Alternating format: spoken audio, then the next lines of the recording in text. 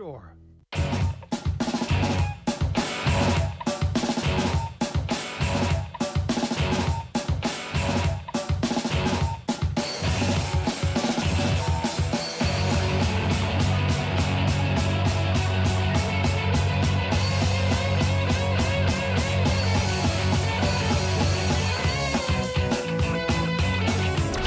OTB AM. With Gillette, put your best face forward with our new and improved razors.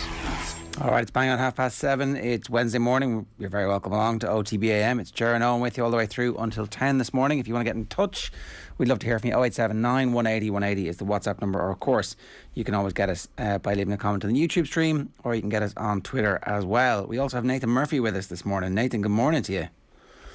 We'll get him in 1 second. We're starting with Colin Robinson, I guess. Yeah, absolutely. We'll bring you the audio, or what do you want to do? Well, so Colin Robinson was in the press conference yesterday, and it was, I think, fairly obvious that he hadn't been vaccinated from the way the conversation went last time around when he was unavailable for part of the first part of the last international window. When you think that he probably would have got into the team, would have started, considering he was a striker in form. Here's what he had to say about vaccinations in the press conference yesterday. Have a look.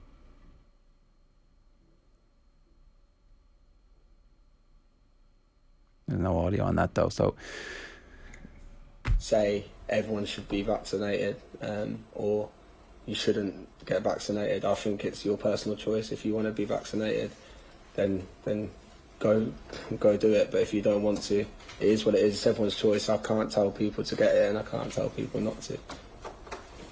Dave, what's your personal choice, Connor? Have you decided to get vaccinated? I haven't been vaccinated yet, no. So that's my choice at this moment in time. So people might think that's unusual given your own personal health experiences. Yeah, of course. As I said, it's obviously annoying that I've caught it twice, but I haven't been vaccinated. Further down the line, I could change my mind and want to do it, but at this moment in time, I haven't been vaccinated. No. Gavin, do you mind if I ask you why you didn't do that? I just haven't done it.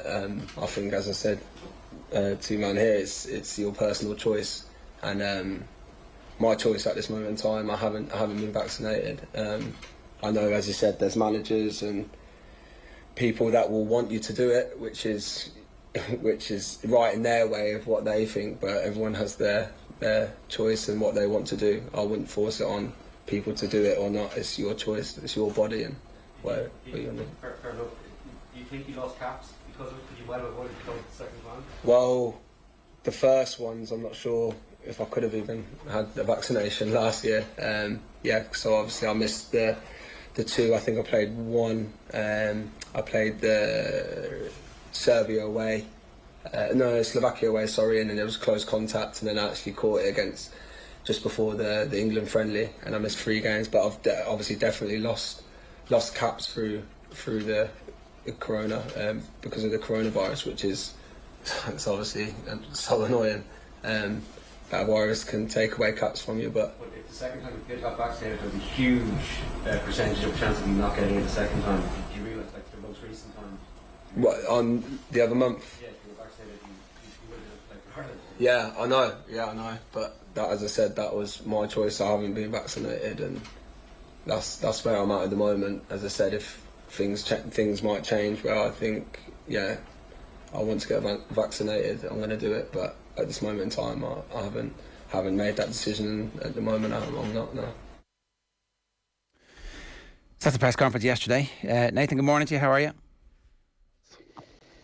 I guess it's frustrating for Stephen Kenny that this is still an issue when, as Callum Robinson points out, it did cost him the opportunity to play for his country. Well, Callum Robinson said it's annoying that he missed that second run of fixtures because of picking up COVID for a second time. It's not annoying. There's a certain inevitability about it if you're refusing to get the vaccine, and it may not be the last time that he ends up missing Republic of Ireland internationals. And we should think back to this time a year ago. A lot has gone wrong for Stephen Kenny since he got the Republic of Ireland job, but COVID for the first 3-4 months denied him the opportunity to get any momentum. Think back even to the minutes before the game over in Slovakia and Adam Ida and Aaron Connolly being ruled out of the match, and then they end up in a situation where there's 14 players from an original squad at one stage missing because of COVID-related issues. So for those of us who have been vaccinated and everyone around them has been vaccinated, I think it's very hard to understand the reasoning behind this. But we just have to look at the statistics where they still reckon under 50% of Premier League footballers aren't vaccinated. Yeah. And is that because they've weighed up the possible effects of testing positive for COVID against the possible effects of getting a vaccine? Well, if or they- are they like If they have anti-vaxxers and in their own little bubble where they don't see anything else? They're only talking to the same people of similar mindset. They don't see anything on social media that doesn't feed into their personal way of life, and they don't see it the way we see it, as straightforward a decision as it was for most people. It has to be the second of those two options, doesn't it? Because you've got some clubs in the Premier League who are operating at sub 30% vaccination rate, and then you've got Jurgen Klopp coming out the other day to say that Liverpool are at 99% vaccination rate. So this is not an all footballers situation, or because they are professional athletes they are making this decision. This is a culture thing, right? Well, it's hard to know, right? Is it that certain dressing rooms have loudmouths? That's what I mean. Yeah, like and that actually they're a fairly easily led group one way or another. So Man United, the back page of the London Times this morning, are among the Premier League clubs still trying to persuade a number of their teams. They're not believed to be the outliers. There's two outliers who have 20% of their squads, but Manchester United are kind of around the 50% apparently. That's one of the figures that's suggested there. So look, I don't know, the bit where it's like my body, my choice, you know, I see the stealing of the language that they're doing there. I see I see where that comes from. But in this instance, that's not actually a reason. So he was asked why, and it was like, well, I just haven't. I just haven't. Like, I haven't because I got information from this source and this source and this source, and I'm concerned about this, and this. And if that conversation happened, and in fairness, maybe a press conference is not the most natural place to do that and to have that kind of back and forth, but at least then you'd know what you're dealing with. At the moment, it's just like, well, it's my choice. I get to decide on this thing. It's like, okay, well, all the people who decided not to get their kids vaccinated against measles, and now measles is making a comeback. Like, vaccination really only works if there's a collective decision made that we're going to go this direction because it's for our collective benefit. And the other thing is that, like, there have been cases of fairly severe injury or illness that athletes have been more prone to than the general population. Myocarditis is one of those conditions that is being linked with athletes who go back after having had COVID. Something to do with the quality of oxygen getting to the air of high performance athletes, and there are a few cases of it, but there are a few cases of it in the US in particular. Like, it would be good to know what information the people who are making these decisions are getting, so that you can at least have a conversation about it. I think you're right. I think there are loudmouths in a dressing room who probably are straight out and are reading online and reading what the anti-vaxxers are saying and spreading it and putting doubt into the mind of other players, and then they end up in that same little bubble, and they're reading that. And we know the way that social media works, that once you start reading it, you're probably not going to see anything else. But you would have hoped that they would respect and listen to the team doctors at club level enough, who have to be encouraging them to get this. But it's clearly not getting through. And from what I understand, Callum Robinson isn't the only member of the Republic of Ireland squad who's tested positive for COVID. Like, there are quite a few players in this squad. I think Stephen Kenny said he thinks it's single figures who haven't been vaccinated. It's that lack of respect, it feels, for the other people that you're around, that you've made the decision. Like, it does reduce transmissibility if you are vaccinated. Like, there are lots of people around every club squad, every international squad, who I'm sure in ways are immunocompromised, who I'm sure in ways are in the age group where it's far more dangerous to them than it is to young, fit and healthy footballers. And just think about that for a minute. Just pause, think about it and go, actually, I'll just get this for the betterment of everybody around me. I will take whatever risk is in my head, whatever tiny risk it is. But when you have players who've tested positive twice, and what Callum Robinson was saying second time was sick from this. He had chest issues. That even still after that, he didn't think, I wouldn't like to get this again. You're fighting a bit of a losing battle with some of these players, and I don't know what Stephen Kenny can do. Let's talk about that.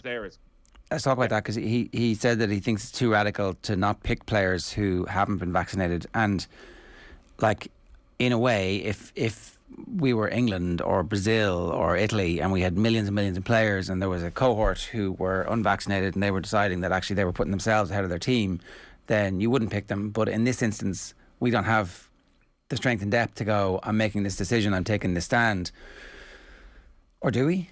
Is that actually what we should do? I mean, when the asterisk beside Stephen Kenny is and his record is actually he went through the COVID era and he couldn't pick some of his players because they weren't vaccinated, and it's next manager comes in. Do you know, what do you do living in the real world?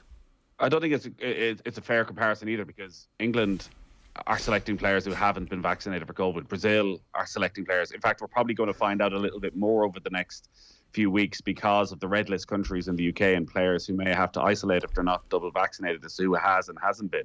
So if we look at the Premier League and it's 50%, you'd have to assume the England squad is more or less 50% as well, and Gareth Southgate is picking all those players. So I don't think it comes down to, can we risk leaving out Callum Robinson because he's not vaccinated? I think he's just looking at it purely from what Stephen Kenny sees as an ethical point of view. Can I force players to do anything? And clearly feels he can't. I wonder, legally, can he force players to have a vaccine to be in a Republic of Ireland squad? But the way around this is probably what is going to happen is that life will become so difficult for those players who aren't vaccinated. We saw with the under-21 squad that Jim Crawford's basically had to name a couple of squads because of red list, and telling the young players, if you're not vaccinated, there's a very good chance you're not going to be able to play for Ireland in a lot of these fixtures because you won't be allowed to travel. So maybe that is the way around this, is that there will be restrictions on travel for players who haven't been double vaccinated, and that will rule out a lot of players. But will that change their point of view? It doesn't sound like it.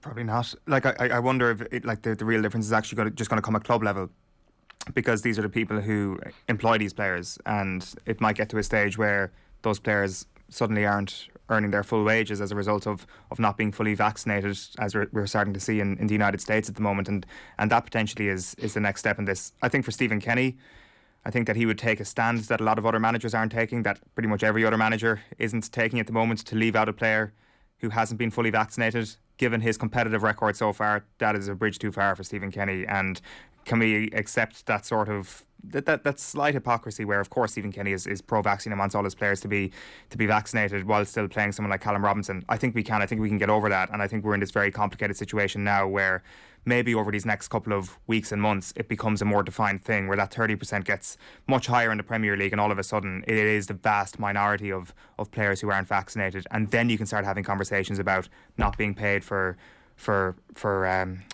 not appearing because you're going to start missing games or whatever. So I think that conversation might come down the line, but maybe that's an optimistic view. What's happening in the NBA? Well, in the NBA right now, there's two different conversations. The first one is the lack of speaking out about the vaccines. There's a huge slice of disappointment with LeBron James for not speaking out on this and saying that he's essentially peddling the line. It's your body, you can do whatever you want with it, despite the fact that obviously he spoke out quite a bit last year when there were social justice issues. Of course, a very different scenario, but there is a big difference this year compared to last year when it was a political conversation. What you have is Kyrie Irving, who cannot train in New York at the moment, cannot play in New York at the moment, will miss stretches of home games because he's not fully vaccinated. The law in the city right now means that you cannot play there in an indoor setting if you're not jabbed at least once, and he has been hesitant to get his vaccine. So one of their highest paid players will not be able to play as a result of his vaccine status. Steve Nash, their head coach with the Brooklyn Nets, has said that we're not thinking of moving our games or our practices outside of Brooklyn just yet, which is just a bizarre conversation to be having at this point. You've got someone like Andrew Wiggins, who we mentioned on the show earlier on as well, who was earlier on in the week, I should say, who was one of the bigger voices of not getting the vaccine. He says he's been forced to get the vaccine. Steve Kerr came out over the weekend and said he's got his jab. Andrew Wiggins has come out and said, I was forced to get it and I hope I don't have any health issues in 10, 12 years' time. So there is still that view out there, and However, despite that, there are players who are kind of succumbing to maybe a bit of pressure that they're feeling and getting the vaccine. So that's what I'm wondering. I'm wondering, does the UK and Ireland follow suit over the next couple of months? Now, the NBA is at a 95% vaccination rate, so it is the 5% that are grabbing the headlines, whereas in the Premier League, what is it, well over 50%? It's a completely different scenario at this point. Yeah. I mean, obviously something has seeped into the culture where these conversations are happening, and they are, maybe Facebook going down for 24 hours was the window for everybody to get in and go, hey, by the way, did you know the vaccine's actually good for you? You'll be grand. Who knows? Maybe footballers aren't using it. Is there anti-vaxxers on TikTok? I think there's everything on TikTok. Like the thing with this story as well is that, like, I mean, maybe Callum Robinson deserves a little bit of credit for like actually being honest about it, but I do think I'd give him much more credit if he said these were the sources, this is what I'm worried about, these are my concerns, as opposed to my body, my choice. Because that's just like it ain't none of your business. And fair enough, but like if you don't get picked or if you miss games, then you're not as good a teammate as you could be, and you put yourself in this scenario because there are special rules for those who are vaccinated in terms of being a close contact, and if you're a close contact and you test negative but you've been double jabbed, away you go. Life is normal, but not if you haven't been. Yeah.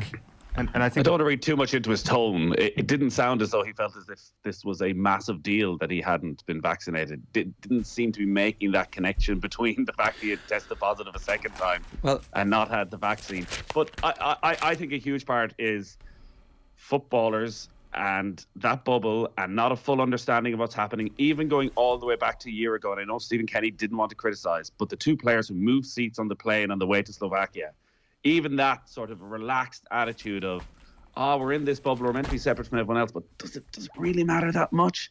Yes, it does. Every little thing matters that much. So I don't think we should have any great sympathy for any of these players and any of the hassles that they're going to have over the coming weeks and months, whether it's missing games, whether it's issues with their clubs. Like, this is a decision that they have made on their side, and they're going to have to deal with the consequences. And that point that you made earlier on, Nathan, as well, I think it's that quote, the sort of, it's so annoying that a virus can take away caps from you, is the thing that people will take away from that and lose sympathy for him immediately. It's almost reminiscent of that Eric Andre sketch where he turns around and shoots Hannibal Buress and is like, who shot Hannibal? It's like, who's to blame for this? And it's like, your decision to not get vaccinated is probably why there have been caps taken away from you. It is something... That quote, for me, is the thing that will lose sympathy with a lot of people when they look at the Callum Robinson quote. And as you say, Nathan, the tone of the piece plays into that completely.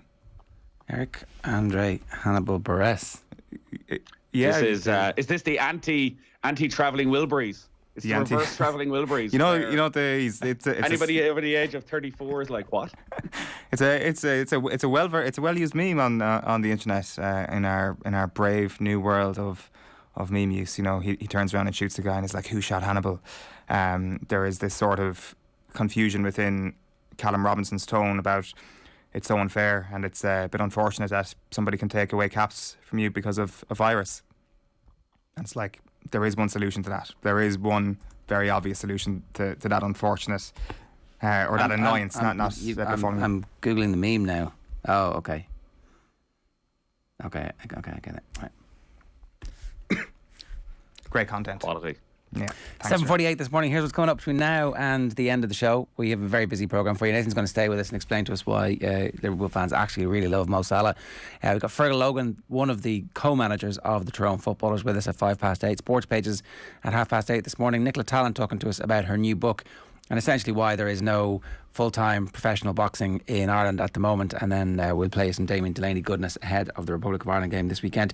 We haven't talked about the actual match and the importance of these games, and maybe this is exactly what we needed. 24 hours of us talking about this while in the camp they're actually hopefully Callum Robinson looks at the back pages and is inspired to put his best foot forward this weekend, score a couple of goals and get a couple of victories for the Republic of Ireland. What would an acceptable level of outcome be from this double header here, Nathan?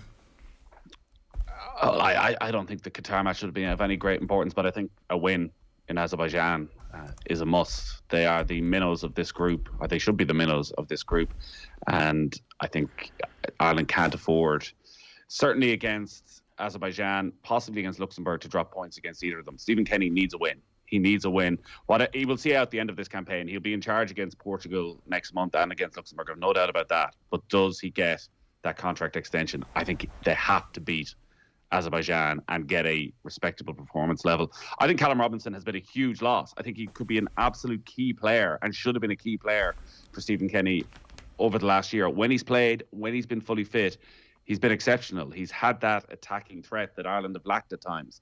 So I think if Robinson is fit, he should play. And actually having a front three of Adam Ida, Aaron Connolly and Callum Robinson, I think could carry quite a bit of threat from an Irish point of view. But this is the usual build-up to Republic of Ireland squad that we had last month, where it goes under the radar a little bit. We're all talking Liverpool, Manchester City. And by Sunday, Monday, if things don't go well, we're discussing the entire future and everything that's happened in the last 20 years of Irish football. And I wouldn't be surprised if something similar, but I just think they need a win. I think it's as simple as that. Any sort of win means at least, the results conversation stops for a little while. I don't think Qatar is massively important. Okay. There's no real... Up till now, we've had significant injuries. There are some injuries, okay. Obviously, Seamus Coleman is out. Darragh Shea is out. But notwithstanding that, we should still have enough against Azerbaijan.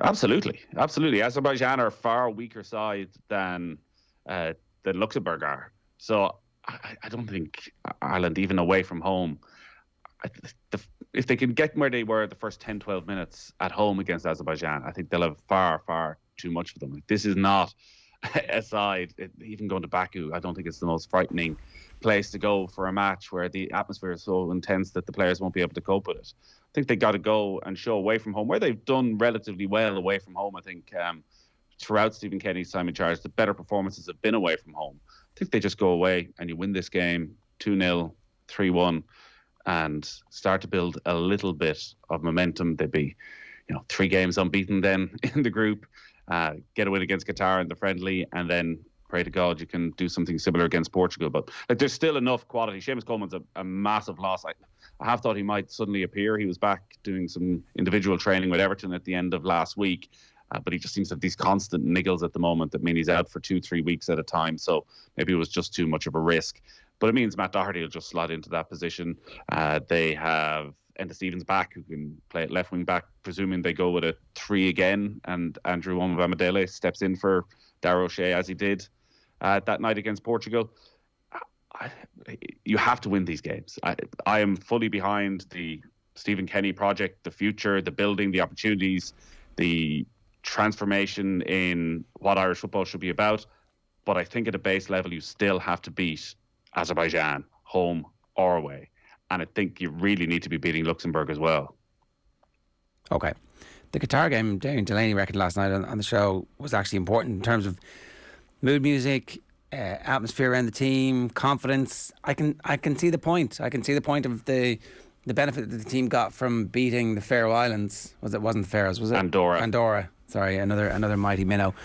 That actually, I think Qatar is important if they don't win on Saturday. If they win on Saturday, and if you lose 3-0 at home against Qatar in front of 10,000 people at the Aviva, there's going to be a problem, and these things can happen. But I think if they beat Azerbaijan, I think the importance of Qatar is nullified somewhat. Okay. What's your starting front three for the game as things stand, knowing what we know, who's available and who's not available? I would like to see Adam Ida, Aaron Connolly and Callum Robinson as a starting front three. Okay, give me your middle three. I'm trying to go through the team in my head, so I'm going with the back three of Shane Duffy, John Egan, Andrew Omobamidele, Darren Randolph, and... No, Bazunu. Sorry, Darren Randolph. Bazunu in goal. Enda Stevens left back, Matt Doherty right back, and then I'd only have 2 in midfield after that, of course. So you're probably going with Josh Cullen and Jeff Hendrick in the middle of midfield. Okay. Fresh off his goal-scoring exploits. Then Robinson and Connolly just in front, either side of Adam Ida. Okay. Quality. Quite attacking. For a team with 5 at the back, it's quite attacking. Okay, all right. That's what you want. Go, win this game. Yeah, it would be good to win this game. It would be good for everybody if we could start talking about the football and breaking down how we do win these games and how we build on it so far. So. I'm sorry, I think that will be more or less the team unless he decides to not play one of Robinson or Connolly and put in an extra midfielder, or maybe play Jamie McGrath or Jason Knight in midfield.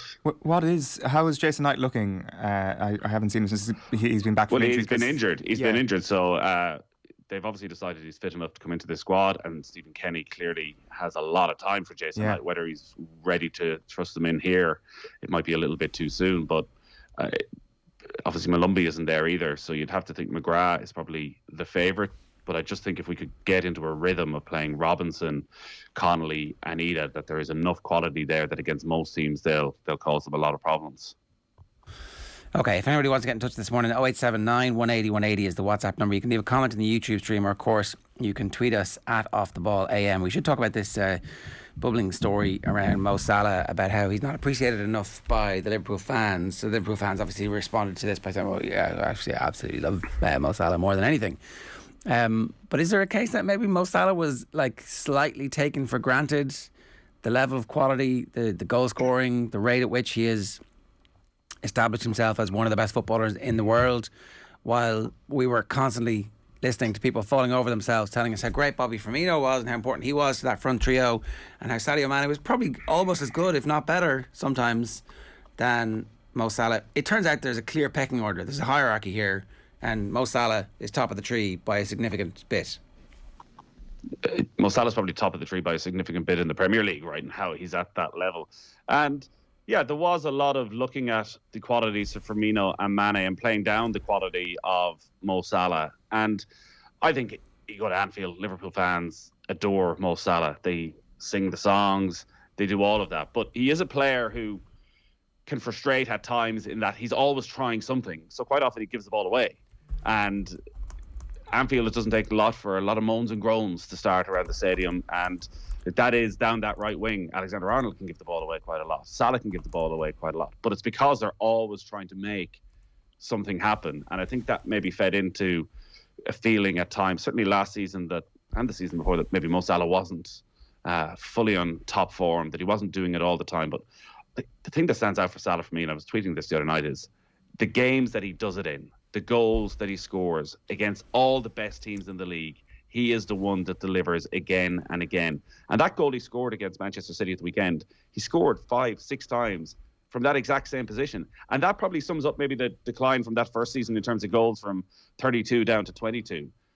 People copped on. Defences copped on to Mo Salah pretty quickly. Look at that goal against Manchester City. Look at the goal he scored against Everton a couple of seasons ago, against Tottenham, against Watford. All of them, there's 4 or 5 defenders right in on top of him. Every time Mo Salah gets the ball, the left back is out, the left winger's back helping out, the left side of midfielders across as well, because everybody knows the damage he can do. Yet still, in the vast majority of games, he finds a way through them. So I think he's probably the most respected player in the Premier League by defenders because of what he can do. And he continues to just find a way through it. And like the quality of the run for the first goal and the quality of the finish for the second goal, I think probably silenced any questions there'll ever be about Mo Salah again. His record, first, he's played in 4 seasons over 200 games for Liverpool, so he's always there. He rarely, if ever, misses a match.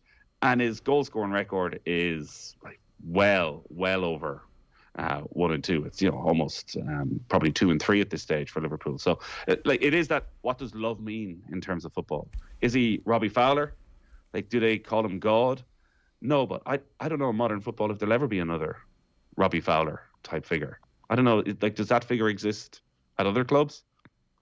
Well, I guess if a goal scorer emerges at 17 from the local area, that could happen, right? The odds on that happening now are much smaller because the scouting systems, all that kind of stuff, and also economic deprivation around stadiums seems to be much worse now even than it was in the 80s in Toxteth, and that was about as bad as it got. So I don't know. It's hard to see anybody ever reaching those high heights again at 17, 18 the way that Robbie Fowler did. But it's not impossible. I mean, if Phil Foden was a goal scorer and he'd come through that system, but even then, it's not the It needs to be at a club like Liverpool, right? It needs to be at like a super club. It needs to be like. But Fowler was the mix of God and a cult hero, because not only did he have that talent, that local personality, like there was also something else to Robbie Fowler. There was a bit of a messer. There was a bit of Snorting the something you line. could latch on to. You could latch on to all of that. Whereas like the modern footballer, there's very few of them with that sort of personality. Like Cristiano Ronaldo would be the obvious comparison in the love that is there, but I think that's the fact that he came back, much like Fowler came back to Liverpool in 2006, that bond that is there is just exploded because he came back home again. But it doesn't feel like there's a huge amount of players who get the love of the players of the 90s. Now maybe again the kids of today would differ. Well, let's narrow this down to Premier League era, because obviously King Kenny is King Kenny and he's the king. There's many gods, there's only one king. To butcher the Romario line, where in the pantheon of Liverpool greats, and we're talking here, so Premier League era, Michael Owen doesn't get a mention anymore because he signed for Man United, but he did win European Footballer of the Year as a kid for Liverpool. I would argue Fernando Torres helps to re-establish Liverpool as a global force by signing for them when he does sign for them, and the quality of football that he puts in for a couple of years, which makes it easier for them to sign a Luis Suarez, who obviously then hits even higher heights in some ways than Torres did. And then you've got Mo Salah. So give me a quick power ranking there, Nathan. It's an incredible thing what they've done over the last 13, 14 years to go straight from Torres to Suarez to Salah to consistently have that brilliant goal scorer. I think Salah is top of that list because of the fact he has brought Liverpool a Champions League and a league title, and the consistency he's done it with over 3-4 years. I would still have Suarez individual season in 2014 up there with anything anyone has done in the Premier League. He was just devastating, but that bit of longevity from Mo Salah puts him at the top of the list out of those three and out of Liverpool attacking players of the Premier League era. The other reason why Salah maybe at times doesn't get all the love is that Virgil van Dijk was on the scene, and Virgil van Dijk was seen as the transformational figure for Liverpool in bringing them from being contenders to being champions. So it's not as if Salah stood out the way that Suarez did. Like Suarez was comfortably the best player in that Liverpool squad. Fernando Torres obviously had Steven Gerrard alongside him, but I think so did Suarez at their very best. I don't think Gerrard is quite at the same level as he did when Torres was there. But I think Van Dijk in Liverpool's title-winning season was obviously Footballer of the Year, and maybe that overshadowed Salah a little bit. But I think for consistency, what he's done over the last 4 years, like Salah is in. Like you have to think Salah's. You're probably trying to change the system for Liverpool's all-time greatest team, because it's always been Kenny Dalglish and Ian Rush. Like that's the front two in Liverpool's greatest ever side. Do you now need to sacrifice a midfielder to squeeze in Mo Salah there on the right-hand side? Yeah, it sounds like you are. So why did the Telegraph feel the need to write the piece saying that he's underappreciated? Is it because so many people were making the arguments about the importance of the other two all the time? I think it is. I think there was a lot of talk of the crucial role that Bobby Firmino played in linking the midfield and the attack, sort of the on-scene work that Firmino was so good at. And in terms of Liverpool's high press that is so key to them in everything they do, that Sadio Mane was the one who had that work ethic more than anybody else. And that sort of Salah, you're just reliant on the genius of Salah. You know, sometimes it happens, sometimes it doesn't. But I think it doesn't acknowledge the amount of players he drags away and creates space for Firmino and creates space for Mane, because he is the main threat and teams are aware of that. So Firmino's clearly had a massive dip. Mane isn't at the level he was a couple of seasons either, it feels like right now. And Salah is just getting better and better right now. So I think that conversation has come to an end. Maybe this has been leaked out by Mo Salah's people to start just putting it out there of, it doesn't feel loved. This is why he's got to go somewhere where they're really going to appreciate. Those fans in Paris, they know how to love somebody. See how many Lionel Messi jerseys they bought? They know how to respect somebody. Messi's contract's up the same summer my contract's up. This could work out beautifully. What's the main replica jersey in Anfield at the moment? I assume it's Salah. It's got to be Salah. I'd say comfortably. See, that's it. I wasn't really aware of this notion out there that there was a lack of appreciation for Mo Salah. Like I think he's like right on course. He's probably going to win Golden Boot this year if you look at the early signs. So only 3 other people have have won 3 golden boots, and it's Shearer, Henry and Harry Kane, and it seems even ridiculous that you have to make a case to put him in that category. But I think the weekend feels like a little bit of a watershed insofar as one game can be, where it's like, hold on a minute, anybody who didn't put this guy into the all-time greats in the Premier League, never mind Liverpool, you got to do it now. Yeah, I think you do. And yeah, as I say, it's always the big games. Every big game Liverpool have played in over the last 3 or 4 years, Salah has delivered. It is, I think, harking back though to like what do you want? Like, how does he want to be loved? How do Liverpool supporters prove their love for Mo Salah? Like, is it the rivalries that are within the game that like Mo Salah now is never going to be acknowledged because like Manchester United supporters can never talk about Mo Salah because now we're so divided that you have to just talk down Liverpool at every opportunity or talk down Manchester United at every opportunity, and Liverpool fans don't defend them enough when they get the opportunity. I don't know. I think there's a lot of love for Mo Salah. Like, maybe do they need to put him way above Firmino and Mane and say, get rid of these guys, just keep Mo Salah? Like, I don't fully get it, to be quite honest. So, in your view, do the Liverpool hierarchy feel the same way, and will they spend the money that's required to keep Mo Salah at the club? Yeah, I think they do.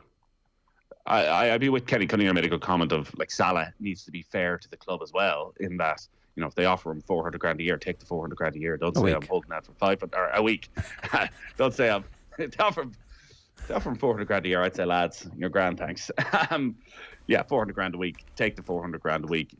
They still have quite a bit of time to get this sorted out. There seems to be a bit of chat of maybe very early in the new year. It'll be a nice surprise for the Liverpool supporters. But you do, like Mark Lawrenson was making the point of, or Pat Nevin, of how much money do you spend to replace Mo Salah? Yeah, the only thing about that is that if they were to get Haaland and the replacement, like, you're getting a younger player who will, you will then, your succession line will go Torres, Suarez, Salah, Haaland, or Salah, Mbappe, and they're younger, and that's how this business works. You well, sorry, that's a different conversation. I think if that conversation's happening, then it is. You maybe say to yourself, "Well, we bring in one of them next summer, and we leave Mo Salah and let him run down his contract. Even have the two of them together for one season." But if it still feels we're a bit away from certainly a bit in contention for Mbappe or Haaland, yeah, that's the caliber you need to replace Mo Salah. Somebody who you can guarantee is going to score you 20 league goals a season at least, and is also going to score in every big game. And there's on that topic, there's a report in Sport Bills this morning that Borussia Dortmund wants to double Haaland's wages to persuade him to stay at the club until 2023. Now, I mean, I'm not sure if that's going to be something that's successful or not, but if it is, then you are looking down the line, you're kind of going through till the end of next season before that actually becomes a possibility. And Mbappe is off the table at this point, which makes holding on to your asset even more essential, I would say, if those two kids are, like, you can't really call them kids anymore, are going to be unavailable, certainly next summer. Yeah, like Liverpool could end up in a situation where they're signing Lautaro Martinez, signing a new contract. Like, there's a element of risk involved to that. It feels as though Mbappe and Haaland are two of the only young strikers in world football where there's no real risk. Like, everybody expects Haaland, if he signs to someone in the Premier League, is going to score 25 Premier League goals. But that is a big investment, and that is every club in Europe wanting to sign Haaland. And is there a beauty and a magic to Liverpool that he looks at that takes him away from Manchester City and the 100% guaranteed success you're going to have with City? Like, Liverpool, you're also relying on, like, if you're Erling Haaland, the first thing you're asking if you're in a meeting with Liverpool is, how long is that guy staying for? And you're pointing at Jurgen Klopp. Like, that is the number one thing you want to know, because that will be the biggest decision, far greater than Mo Salah. Is there a moment when Jurgen Klopp thinks, I need a break, I want a couple of years out, I'm done with Liverpool, I've achieved everything I can possibly achieve? And that is the biggest threat to Liverpool over the next 4 or 5 years, far greater than Mo Salah even. No, Stevie G will just step in and take the reins. Stevie G at the wheel, right? Yeah, it always works when you get a club legend back. Exactly. Yeah, and when it's been successful up north. Well, if you think it's it's divisive at Manchester United with Ole Gunnar Solskjaer, imagine what it would be like with Liverpool with Gerrard, where there'd be those who could look at it dispassionately and think, but this isn't working if it's not working. Whereas he is such a legend in so many people's eyes. All right. You could never fire Steven Gerrard. Well, we'll see. Nathan, good stuff. Thanks a million for joining us. OTB AM is brought to you by Gillette. Good morning. Start with Gillette. Put your best face forward with their new and improved razors. If you want to get in touch with us, we'd love to hear from you. 0879 180 180 is the WhatsApp number. Or, of course, you can leave a comment on the YouTube stream. Now, we're turning back to Gaelic football, and I'm delighted to say we've got Feargal Logan on the line. We're going to get to him in just one moment. Actually, we're going to take a quick break and then we'll get to Feargal Logan. Cheers. OTB AM. This is OTB Sports Radio. Have you subscribed to the OTB Football Podcast? If not, here's some of what you've missed over the last week. Maybe you go for a Brendan Rodgers. Oh, behave yourself. Behave yourself. No. Imagine Brendan goes and loses the first 3 games. Former Liverpool manager. No chance. This game made my head want to explode. Well, don't let that happen on the radio, Shane. Like, these are two of the absolute top managers in the world, and today I thought it was a case of which one got it more wrong than the other. Subscribe now to the OTB Football Podcast stream wherever you get your podcasts, and download the OTB Sports app.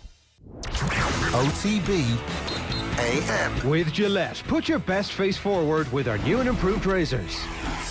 So, Tyrone managers Feargal Logan and Brian Dewar were awarded the AirGrid Manager Moment of the Month award for September. AirGrid, the state-owned company that's delivering a cleaner energy future for Ireland, has been the official timing partner to the GAA since 2016, and this year announced a 5-year extension of its partnership with the GAA as official timing sponsor. And I'm delighted to welcome Feargal Logan to the show. Feargal, good morning to you. How are you? Morning, great, thanks. What's the aftermath been like of an All-Ireland victory as a co-manager? How have you got to experience it? It's obviously a little bit different this year than other years, but what's it actually been like for you? Yeah, it's been great. You know, it was fairly chaotic for the first 48 hours, couple of days. The players seemed to enjoy it well. Obviously, everybody involved in the setup, Brian, myself. You know, you do draw some sense of satisfaction and contentment out of a victory like that. And most of all, it seemed to give everybody around Tyrone and maybe even further afield a good lift because, you know, throughout the championship there was some exciting football, a couple of good semi-finals, good final, and listen, we're just glad and lucky that we come out the right side of it. Who did you, in the aftermath of the victory, want to spend time with, and where did you want to spend time? Well, undoubtedly, you want to spend time in and around your own family. You know, they're the ones, the wee ones here, and Eileen, and generally people that are close to you. And, you know, we all like some interaction and some plaudits being thrown at us. So for the couple of days that we had it, it was good to be out and about too and meet people. But essentially, those that live with you and those that are close to you see the endeavour and the sweat and the commitment and the pain that can sometimes follow in being involved in sport and football teams and especially managing teams. So, you know, there are ups and downs. But listen, it's been a great couple of weeks. And hopefully it'll shorten the winter. Did you watch the game back yet with the management team, just as the management team? No, not really. Brian's residence is quite a distance from me here. I'm in East Tyrone and Brian's way up in the mountains of North Tyrone, up in the Spurns. So, you know, with the digital onset, with the public health emergency, a lot of stuff's been done over this medium. But I can't say that myself and Brian have sat down together and watched it. But you know, I've watched it and everybody now, analysis is a major part of high-end sport and everybody will watch it in their own time, and that's the beauty nowadays. You can watch it on your phone, watch it on your iPad, watch it on your computer, and you know, we will gather up in a football sense somewhere soon in our minds and get together, Brian and myself and the others that are all involved, and push the thing down the tracks. So you know, I suppose we're still, the club championship's up and running here, and that's going to keep everybody busy for another week or two. Because whenever we speak to a team who've been beaten in an All-Ireland final, going back and actually watching the match is an important step in improving next year. So I wonder, is that going to be an important step for you getting even better next year, is actually analysing parts of that All-Ireland final and things you could do even better? Yeah, well, listen, the pursuit of excellence, I suppose, is what it's all about in high-end sport. And if you're absolutely clinical and ruthless about it, you would set into that game. And when I did watch it, there were certain aspects of it that I thought, well, there you go. But again, you have to balance the psychology of it even with yourself, because you could put yourself over the edge worrying too much about everything. You just got to enjoy it. So I think in the main, this side of winter at least, it's a game to be enjoyed and to sit back and watch. And maybe at Christmas, you know, we'll go through a few games and enjoy them and stuff. So, because in the end of the day, you've got to enjoy all that's happened, and we're just lucky to be part of it. Are you turning up the commentary full blast when you're watching it back, knowing that you've got the job done, listening to the analysts, listening to people beforehand writing Tyrone off and saying, yes, hook this to my veins? Yeah, well, we all have our inner thoughts about comments that are made in or about ourselves or teams that we're involved in. So, yeah, it's nice to know the result. Let's put it that way. It's nicer and more comfortable to know the result. And yes, whether we like it or not, we try to shut out certain things that come in to the atmosphere at times. But, you're interested, obviously, in hearing what the experts have to say. And sometimes they get it wrong. It did seem throughout the year maybe that tap wasn't turned off fully. Like we had Niall Morgan on the show and he was well aware of some of the analysis of him in the aftermath of the semi-final. I know Con Kilpatrick on Instagram was tagging Andy Moore and Paddy Andrews, questioning their analysis of their midfield, and I think Conor Myler said something similar as well. How important was that throughout the year, actually tapping into some of the things that have been said about the team and using that for motivation? Yeah, there's a small bit of psychology in that, and the famous line that it's best to have a chip on the shoulder and preferably 2 chips on the shoulder. When you go about high-end sport or business or whatever, you need a hunger, and sometimes you self-motivate that hunger out of the thoughts and comments of others. But we wouldn't want to go too deep on that side of it, and players should be generally sensible and should understand that. Listen, everybody's got opinions.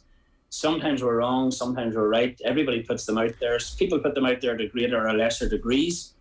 Some people feel the urge to put it out there all the time and to very high degrees. So, sometimes people can take an edge off that. But in the end of the day, you're self-motivated. You're within your own group. And, I think essentially my advice to players would be stay within your own thoughts. Don't put yourself up for any public comment unnecessarily, and just get on with the job in hand, which is just playing football. And is there any part of you as a manager that tries to control that or tries to encourage it in a healthy way? Because, anybody who's seen A Year Till Sunday will have seen John O'Mahony with the newspaper clipping saying this is what people are writing about you. Is there anything that you as a management get involved with on that level, or do you just leave it up to the players to find that stuff for themselves? Generally, it's a fairly joined up and communicative world. Everybody is not long. You can be eating your breakfast, you can see all you need to see in 20 minutes on your phone from all angles. So now and again you would tap into it, and sometimes there's an edge to be got. I suppose it depends in the lead into games, what you need and what pitch the thing needs to be set at. So I wouldn't say we try to block players from doing anything, because it's their lives, it's their comment, but we expect them to present themselves properly for Tyrone. We expect them to play good football for Tyrone. And now and again, we would tap into the odd bit of stuff, but we wouldn't want to get too carried away with it. But there are some motivational levers that you can take from other people and other people's comments. Feargal, can you take us back to the first time that yourself and Brian Dewar sat down and thought about taking an underage team together? Like, was it just from conversations that you'd had over the years that you shared a fairly common view of what football should look like, how it should be played? What was the instinct on both parts for you guys to think we could team up here? Yeah, well, it was part coincidental in truth, because the Tyrone under-21 job came up and I found myself in the middle of that. Brian had been involved the year before. Myself and Brian had played together. Peter, we'd played with Peter too, and it sort of just, in one sense, we fell in together. I can't say that we sat and we talked football, we talked ambitiously that we'd want to manage Tyrone seniors. When I finished with Tyrone, or finished with Georgetown Harps, the furthest thing from my mind was that I would ever manage a football team, never mind Tyrone seniors. So, and it just developed. And genuinely this year, people will say, well, did you sit down and did you and Brian plot to win an All-Ireland, and did you this, that and the other? We plotted to get to the first training session. We had the lockdown situation. We plotted to get training session to training session. We mucked in. We took the games thick and fast, and we just rode the waves. So, I'd love to say that there was some master scheme or greater plan, but, Brian does things in the moment, and he does them with passion and with a desire to win. Peter it worked well at under 21 level, the three of us mucking in, so to speak. Peter's massive football brain and otherwise brain. So between the three of us, we sort of hived things up at under 21s, just moved forward into seniors. Peter, for his own reasons and for the family connections and all that goes with it, Peter did the noble thing and said, listen, guys, I can't necessarily be involved in that management. It might be unfair to others in his watch who didn't have people over the top of them when they were coming up through their football careers. So listen, sometimes fate, sometimes luck, sometimes design. So it's probably a mix of everything. But listen, we're just glad that the marriage worked out happily thus far. And so obviously, you as you said, you played football with Brian. Were you mates, like, and when you were with the under 21 and then under 20 grade, at that grade, were you having conversations and realising actually this relationship does work? Yeah, probably to a degree, but I'm going to be very honest with you. Brian's a particularly busy guy. I find myself particularly busy. There's not a lot of time and sort of for sitting down and saying, well, this is great. And you know, obviously you need some element of relationship and trust. And I suppose when we set out, the first night we set out, it was put to us that joint management may not work. And, you know, much like right now, I simply said it, called it as I saw it. And I said, listen, it doesn't cause me one iota of thought to be involved in joint management. You rise or fall as a team and players together. You rise or fall as a management team together. When I say management team now, I mean the full treatment of everybody that goes with an inter-county backroom team. And listen, you know, it's somewhat overstated. You're as good as your players, and it's always a collective for me. I can't consider any other position that is not a collective. And I'm happy, I'm glad that Brian's position with myself, because there were some people who put it to us even on the first night, listen guys, joint management doesn't work. And obviously you've managed to prove that wrong over the period of time. It's a remarkable achievement. One other thing just on this before we move on to something else. With Joe McMahon on, and you know, you talk about people with giant football brains. We had the pleasure of having, just as he finished his career, having him on a few times and spending some time in his company. You could tell he thought about the game kind of differently, and he was saying to us afterwards that, like, he feels free in the environment to come forward with ideas and suggestions and nominations really about selection, but ultimately the decision rests with you guys. Again, that's an interesting dynamic where have there been times over the course of the year where you thought, actually, I want this guy to play, and Brian thinks, you know, maybe not this week. How do you work through those little knots? Yeah, well, listen, the coaching that Joe and Collie Holmes and Peter Donnelly did on the field, and Des McGuinness goalkeeping, for me, that was the crux and the core of how we won it. After Killarney, we set out and we trained hard. We coached. I'll say we coached. I'll say Joe and Collie and Pete coached very heavy. In terms of myself and Brian, you know, Brian summed it up well when I overheard him being interviewed one night when he said, you know, we don't always agree on everything, but, you know, we always reach an agreement. So listen, you know, of course, everybody has different subjective views of players, what they bring to a team. And there are a few moments when you're locked in a bit, and your thoughts mightn't just align in terms of a player, his contribution. Does he start? Does he come on?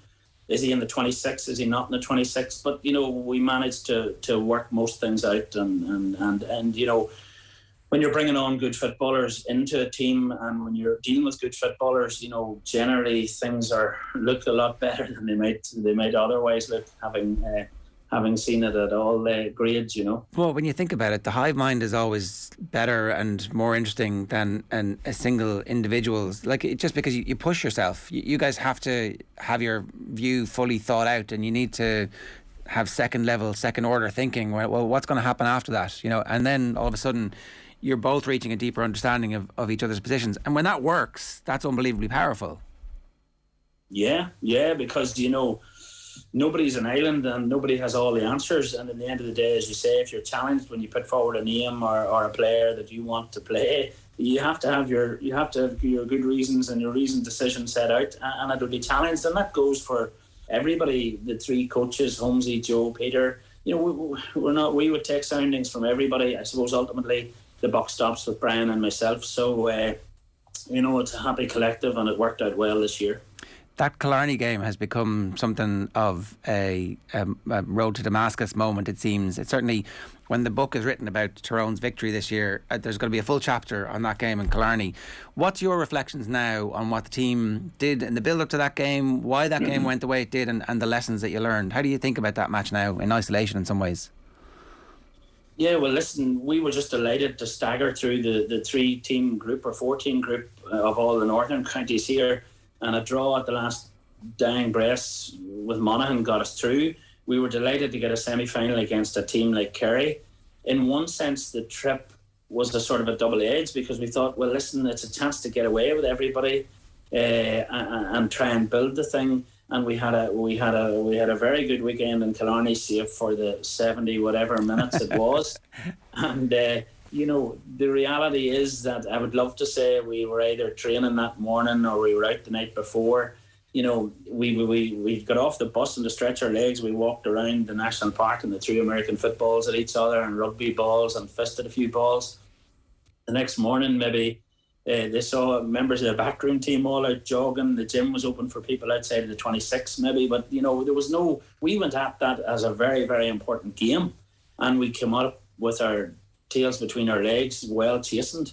And we shipped 6 goals. I genuinely don't remember shipping 6 goals standing on the sideline with Stewartstown Harps. And we've had some difficult days. And it's nothing other than it seems to everybody else, is that Tyrone took an absolute kicking in Killarney that day. What did the coaching involve after that? Because you mentioned that the 3 lads really went to town coaching wise over the following couple of months. Well, I suppose where we were lucky was that we were late out in the Ulster Championship, so we'd had only a couple of weeks lead into the National League because of the lockdown. So we didn't get together until just before the National League started. Then obviously the focus was on that, and probably that was the luckiest period for us, because I think we had a 3 or 4 week gap, and one, that meant we could do some hard physical training and run hard, because we'd no immediate games in sight, and 2, it gave us an uninterrupted phase of coaching, and that was I think we played Cavan on the 10th of July in Omagh. Killarney was the 12th of June. So that for me was the month that helped set the foundations in place. And then after that, you're back in games, and you're building. The team built itself physically and confidently, and as each game went by in the championship, and it just worked out from there. What was the biggest improvement then as a result of that coaching? Well, the biggest improvement overall, probably, one, we got drilling into some heavy running, and unless you have the leg work done, as we all know, you know, the mind can weaken quicker than it should. So we got that done. Then we got some work done, and I'm not going to throw it all out for everybody else, but we did look, so much systems is somewhat overstated, but we looked at some tackling, turnovers, where to do this, where to do that, and we just had time to shape things up a bit. Maybe we were over ambitious, thinking we could just take Killarney on or carry on in Killarney and just toe-to-toe it. We toe-to-toed it all year, really. We didn't come away from that, but maybe we got time just to walk it out and talk it out on the training field, and that's where the learning's done. It seemed that Tyrone at the end of the year had provided an unbelievable template for teams in future, and template's probably the wrong word. What I mean is that what we saw early on in the game was cornerbacks coming up, scoring unbelievable points. I think the Hampsey score off the outside of the right boot was just a gorgeous score early in the first half. And what we had was a team where if you played your number 15 is your number 1 and your number 1 is your number 15, you'd probably still beat a lot of teams as well. How much of a thing was this throughout the year from your perspective, Feargal, knowing that there was this versatility around the pitch, footballers everywhere on the pitch? Yeah, well, that's a tribute to the quality of player in Tyrone, you know, and the semi-final, the All-Ireland semi-final, the full back line were the people on the board early on. Paddy scored a couple of clinking points off the outside of the right boot. So, yeah, listen, again, we're back to this possession game. We're back to everybody being comfortable on the ball.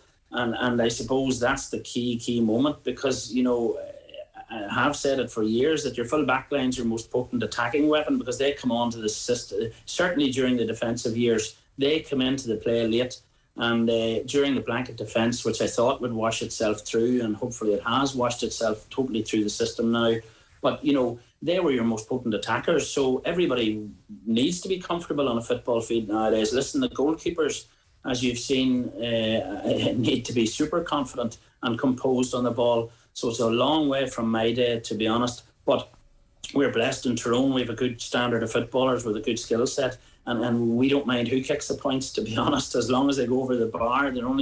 We're only measured in one item, and that's over the bar or under the bar. So listen, it doesn't matter to us, and of course everybody would be encouraged to take their shot and get on with it, because nobody's that special around the outfit that every shot must go through him.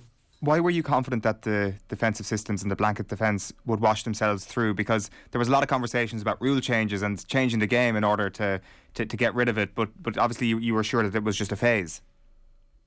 Yeah, no, I've said for 6, 7, 8 years that this would wash itself through, because it's just one of those things. One, it's a bad start to set out just to defend, or to primarily defend. And I just felt that it wouldn't prevail, because it just was artificial, contrived a bit, But listen, that's progress in one sense. That's team development. That's systems development. And we'll move through more phases before it's all out. But I was always confident that would wash itself through the system, and I think in one sense this year might have seen it washed through. I think that's really interesting, the point you made about no one is special, because there's definitely counties where players are encouraged not to shoot, that you've got to find the shooter. Your job is to make sure you carry the ball in transition to the scoring zone. In the scoring zone, you give it to somebody who we know is going to have a 70 to 90% success rate. Whereas with you guys, it's like, if the shot's on, take the shot. That speaks to a great confidence in the player's ability, but also a trust and a freedom that they have. Yeah, but it would be wrong of me to say that we're not saying, listen, shot selection's important. Shot selection's absolutely critical, because every point's a prisoner. So if you're in the right position and it's the right shot to take, it doesn't really matter who it is. Obviously there are percentages, and everybody keeps their conversion rates, and sometimes you'd prefer Darren McCurry swinging onto his left boot than another, but in the scheme of it, it doesn't work that well. It's you can't control all those things. So listen, everybody's got to get up and at it and get on with it. So listen, it worked. It's not machine learning. I did want to ask you, we're given to understand that many of your players support option B going ahead to Congress in now 2.5 weeks. As somebody who's been involved in Ulster football all your life and has seen the highs and the lows, and also the difficulties of coming through Ulster and winning in All-Ireland, where do you stand on the football structures as they are at the moment? Do you have a strong view on A, B or status quo? Well, listen, we've been looking backwards as we discussed to this point, really, and I haven't even had a genuine long conversation much with Brian or with even the players and stuff. So you might be ahead of me and where players might feel things should go to. The bottom line is, the association always endeavours to do its best by everybody, in my view, and they're trying to create a situation where everybody's in the race for Sam, and everybody gets good, competitive, meaningful games at their own level and at their own grade. Now, how that's done, I'm not so sure. Ulster Championship of itself is competitive, as we know. The more competitive it is, the better it is for every county in Ulster. So, an Ulster Championship would be hard to give up, because it has such tradition and history, as you say, and it remains a very competitive province, and we possibly were the better of coming out of it this year and all the tight games that we had. So this is a very, very difficult one. It's a very, very important one. I think a lot of thinking going into it over the next couple of weeks. I wouldn't be afraid of change necessarily, because in the end of the day you can change, and you can always experiment and roll back. I don't know, they didn't get the third year of the Super 8's run. There seems to be less of a feel for it to let it run its trial period. So it's going to be an interesting couple of weeks. I wouldn't have formed any major view on it. I've been looking backwards, but I hope to get to all that somewhere. Do you have a hunch?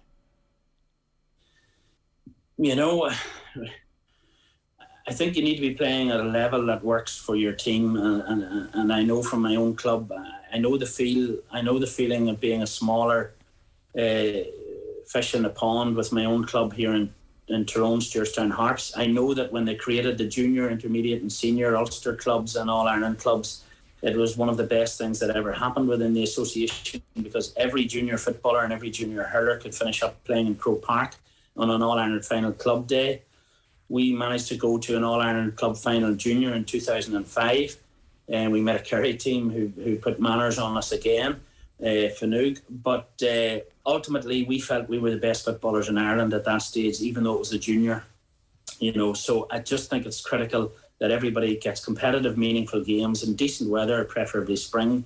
And how that's done, does option B leave the odd mismatch at the end of it all when teams come up into the final edges of it?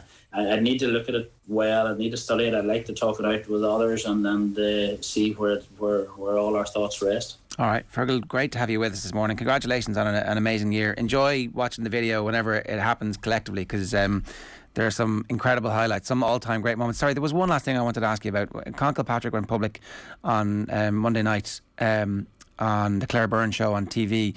It takes a lot for a young man to go public and speak about the difficulties he's had, but it's a very important topic that he raised when he talked about his addiction to gambling. You guys have obviously known about this over the period of time, and I just did want to offer you the opportunity to pay testimony to his character coming through the way he did, and being somebody who's willing to come forward now and have that conversation publicly.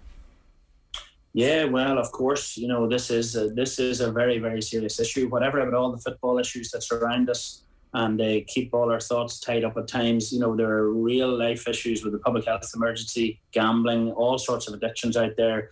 Testament to Colin's character is how he did with the Tyrone team this year, because I remember putting him on the last minute in Killarney, which was a sort of a graveyard shift for him, and I'm not so sure. I haven't discussed it with him. He wasn't that overly impressed, but listen, he dug in the football field, and he produced a display for the ages in the All-Ireland final. Everybody in his own club in Eden Dork, and Tyrone's very proud of Con. And we did know that he had some battles, and we believed and understand that he's rode them all out. And isn't it great that he was able to stand forward, say his bit, and again with the benefit of others in mind and thoughts for others, because it's a very, very difficult world, and there are lots of traps that young people can fall into. But Con has stood forward, said his bit. He's an outstanding individual. He's an outstanding footballer, as you see or as you saw. So listen, let's just hope that helps somewhere out there, some small way out in the real world. And we all, his own club has been behind him, and all the county will be behind him. So it's just a difficult time that's hopefully passed in Con's life. Feargal, good stuff. Thanks a million for joining us this morning. Cheers. Thank you. It's Feargal Logan there, of course. Tyrone managers Feargal Logan and Brian Dooher were awarded the AirGrid Manager Moment of the Month award for September. AirGrid, the state-owned company that's delivering a cleaner energy future for Ireland, has been the official timing partner of the GAA since 2016, and they've this year announced a 5-year extension of their partnership with the GAA as official timing sponsor. This Tyrone team aren't going anywhere anytime soon. No, definitely not. And clearly they've got excellent management, and they've really structured a charge towards the All-Ireland this year, and it paid off. And even if they didn't win the All-Ireland, you would be thinking to yourself, God, this team is going to be around for a while. The fact is now that they're going to be totally bolstered confidence-wise heading into next year and the next couple of years. And it's actually kind of hard to know what benefits them with regards to Special Congress over the next little while, because of course the Ulster Championship is great, and the strongest voices against any change would be in Ulster, and Tyrone obviously won the All-Ireland after being Ulster champions this year. But as you made the point yesterday, by and large Ulster can weaken you because it's so strong. So it'll be interesting to see how things go for them were there to be change. I think, just to park everything for a moment, right? If you had a Division 1 where the Dubs are challenged week in, week out, where away from home their form hasn't been, we're going to beat you by 5 to 9 points the way it has been in Croke Park sometimes in the league over the years, that actually in Clonus, in Omagh, in Ballybuffet, or in Castlebar or in Killarney, wherever those away games are, and let's say they've got 4 away games the first year, I think those games are going to challenge Dublin and give the analysts tape on the weaknesses of this Dublin team that we never get to see. Like, you don't know how to challenge Dublin because in the All-Ireland quarterfinals, because you haven't seen them play anybody. You don't know, like, defender X has a propensity, if you go on his inside, to foul. You don't know that because you haven't seen it. Whereas all of a sudden that tape emerges, and if I was in charge of any of those teams in Ulster, I'd be like, let's get them, and let's get Kerry into situations where they're gasping for breath, and let's see what they're made of. Let's drag them up to our level of competitiveness in the most important part of the year. Would definitely be a competitive sort of argument in favour of that, but it doesn't come down to that. As we now know from yesterday's exploits on the show, it is not about the competition whatsoever. It's going to be I would say it'll be a financial decision, and hopefully we get clarity on that over the next couple of days actually. It's 8:40 this morning. OTB AM is brought to you by Gillette. Good morning. Start with Gillette. Put your best face forward with their new and improved razors. Will O'Callaghan is with us this morning. Will, good morning to you. How are you? Morning, lads. Yeah, good. What's going on? Well, look, as you've been discussing from the top of the show, Callum Robinson says he's refused a COVID-19 vaccine despite contracting the virus twice. The West Brom forward has missed 8 of the last 13 Republic of Ireland games for virus-related reasons. Robinson was absent from last month's World Cup qualifier against Portugal in Faro after he contracted coronavirus for the second time. He says it's his personal choice not to be vaccinated now. It's your personal choice. My choice at this moment in time. I haven't been vaccinated. I know, as you said, there's managers and people that will want you to do it, which is right in their way of what they think, but everyone has their choice and what they want to do. I wouldn't force it on people to do it or not. It's your choice, it's your body. Not uncommon for players in England currently not to be vaccinated in football squads. The Premier League have announced in recent times that only 7 of the 20 squads have got more than 50% of their players double vaccinated currently. Remember Jurgen Klopp speaking quite passionately about the issue last Friday. Stephen Kenny was also asked about players in the squad who've taken the same stance as Callum Robinson. Around 10 are currently not fully vaccinated. Kenny says he would prefer all of his players to have both jabs, but he won't be excluding players based on their vaccination status. I think for the individual association to just come together and say we're not selecting anyone who hasn't got it would create as many problems, would create problems we don't need to have for ourselves. Meanwhile, Italy and Spain on the pitch meet in the semi-final for the second time in 4 months tonight. The recently crowned European champions will welcome Spain to the San Siro for a semi-final of the UEFA Nations League. Kick-off in Milan is at 7:45 Irish time. Former Republic of Ireland defender Damien Delaney thinks Manchester United are being held back by their manager Ole Gunnar Solskjaer. The Red Devils were held to a 1-1 draw by Everton in the Premier League last weekend, some 7 days after losing at home to Aston Villa. Delaney says United's title chances are being hampered by not having a manager of a similar level to their rivals. He's just not at the level required of the same guys that he's up against. You watch that game, Liverpool and Man City at the weekend, the tempo, the tactics, the in-game tactics, the substitutions, it was incredible. You were tired watching it. You just don't believe that Manchester United are capable of partaking in a game of that calibre at the moment. Sport Ireland CEO John Tracy, meanwhile, says a proposed new velodrome will not only benefit elite athletes but also the public in a wider sense. A national velodrome and a badminton centre for the Abbottstown campus have been given government backing under the National Development Plan. The facility will have a capacity for some 900 spectators and will be able to stage both national and European events. Adre Smith has been cited for an alleged bite on Munster hooker Niall Scannell. The incident occurred during last weekend's United Rugby Championship game, which Munster won at Thomond Park. The Stormers' second row will face a disciplinary panel via video conference tomorrow.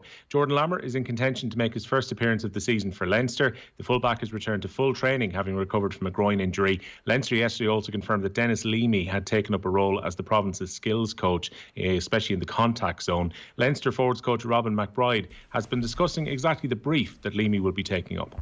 Both from a defensive point of view, looking at the tackle, looking at the tackle area, and from an attacking point of view in ball carrying, ball placement, everything around the ruck really. So he's been charged with that, and to date, he's given a couple of presentations already.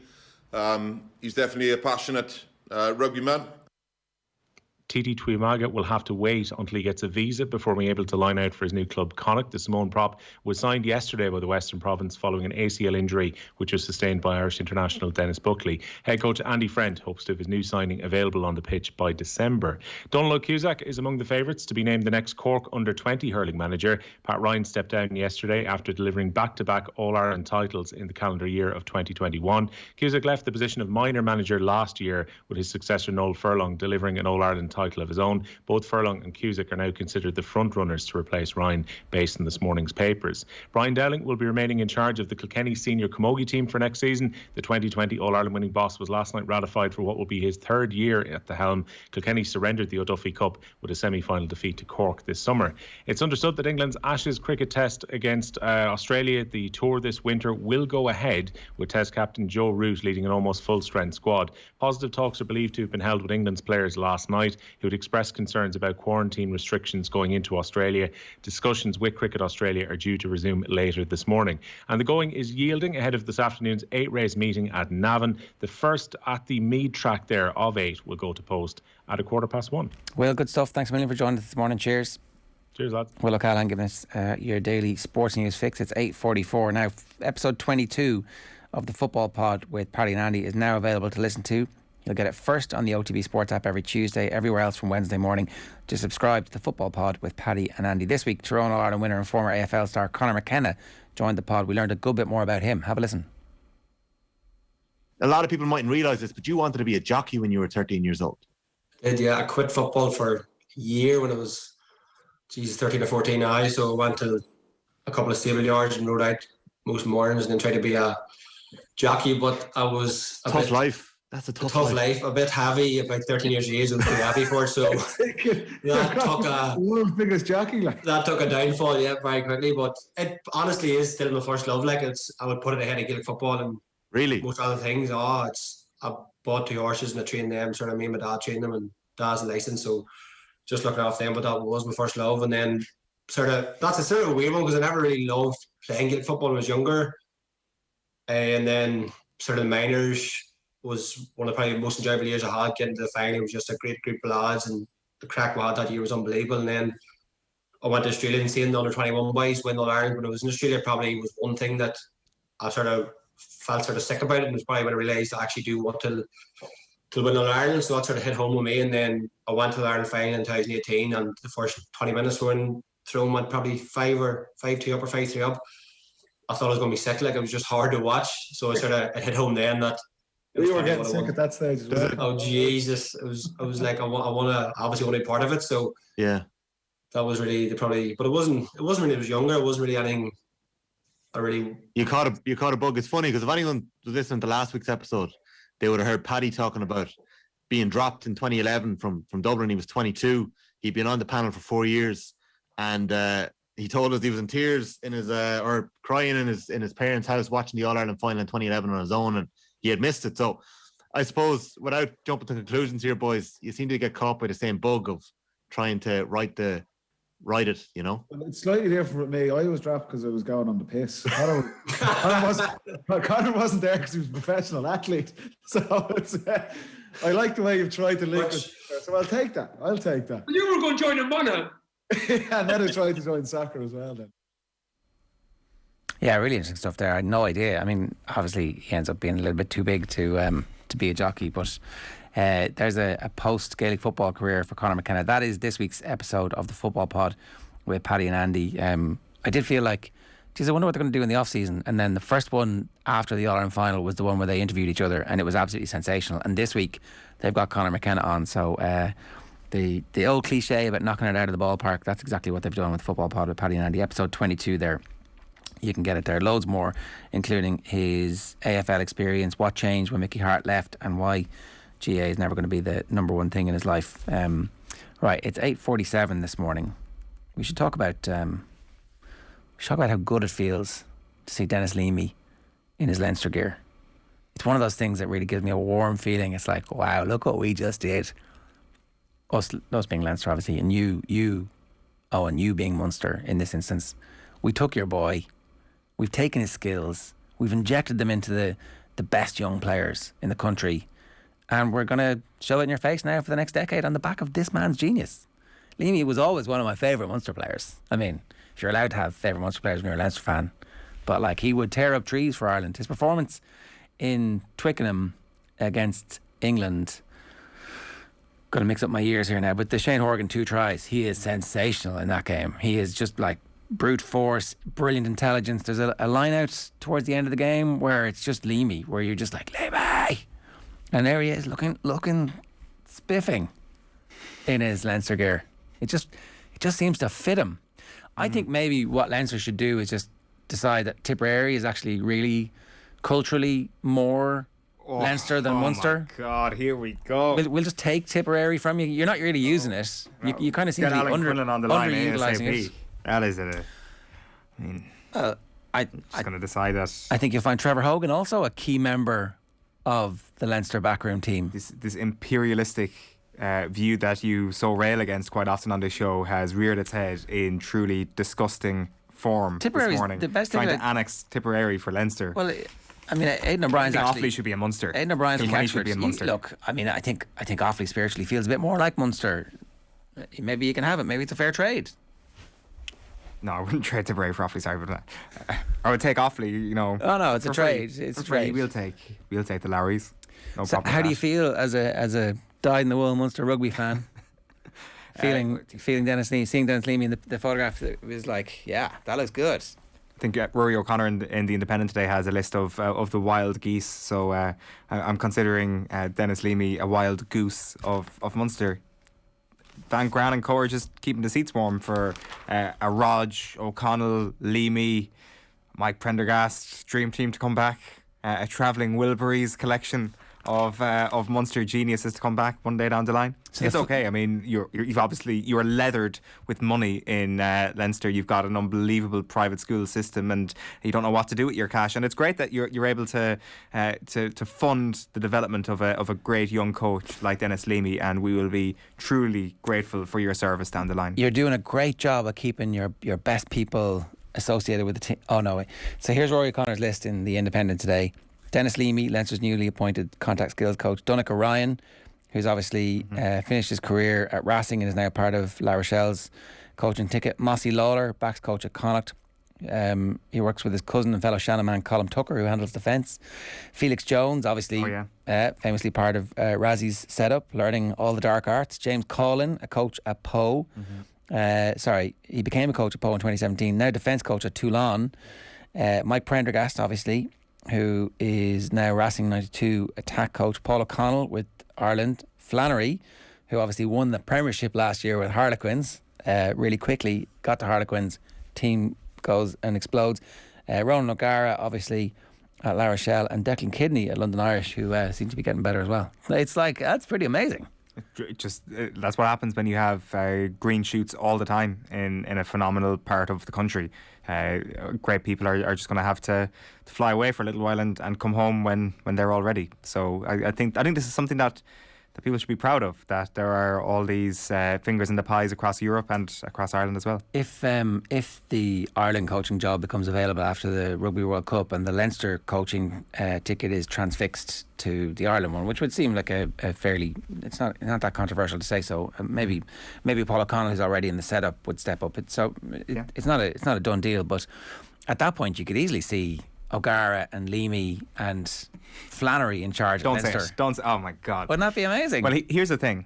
For that to happen, O'Gara plays a Leinster style of rugby. Maybe he wouldn't be that welcome in Munster anymore, you know? For that to happen, I would say that first of all, yes, you would need the Leinster team to take up the national post, but you would also need, I suspect, this current Munster ticket to still be in charge, which means that Munster have won some silverware at the end of the season, because I'm not sure. It could be Larkham in charge, couldn't it? There will be some sort of moving. I'm not sure though. I think the criticism that has existed for Munster has been ticket wide. It hasn't just been towards Van Gran. Van Gran's got the sharp end of it. I don't think that's. To be honest, I disagree with that. So that's up for grabs. Really? Do you think? I thought Larkham came in for a good bit of criticism at the end of last year when I think Munster people are looked seeing a little bit unimaginative in an attack. I think people are seeing the signs of what Larkham can do. Definitely, I think Larkham's reputation is big. So, well, either way, if you allow me to exist in this fantasy world for a moment, where Munster have won the Champions Cup or the URC at the end of this season, it means they've come upon some sort of success that they haven't had in 10 years, and as a result of that,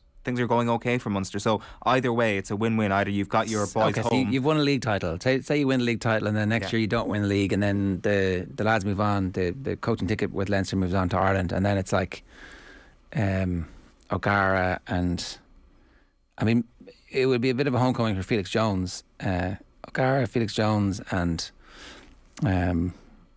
I don't know, any other connection there. Yeah, but like it's great because it'll be like inside agents in South Dublin winning the European Cup, where like they have their ear to the ground. They're watching St. Michael's games to scout for Leinster, and actually it's like, yeah, we got this kid James Ryan, just not good enough for Leinster. I think Munster look a need for a second row there. Paul O'Connell's just after retiring.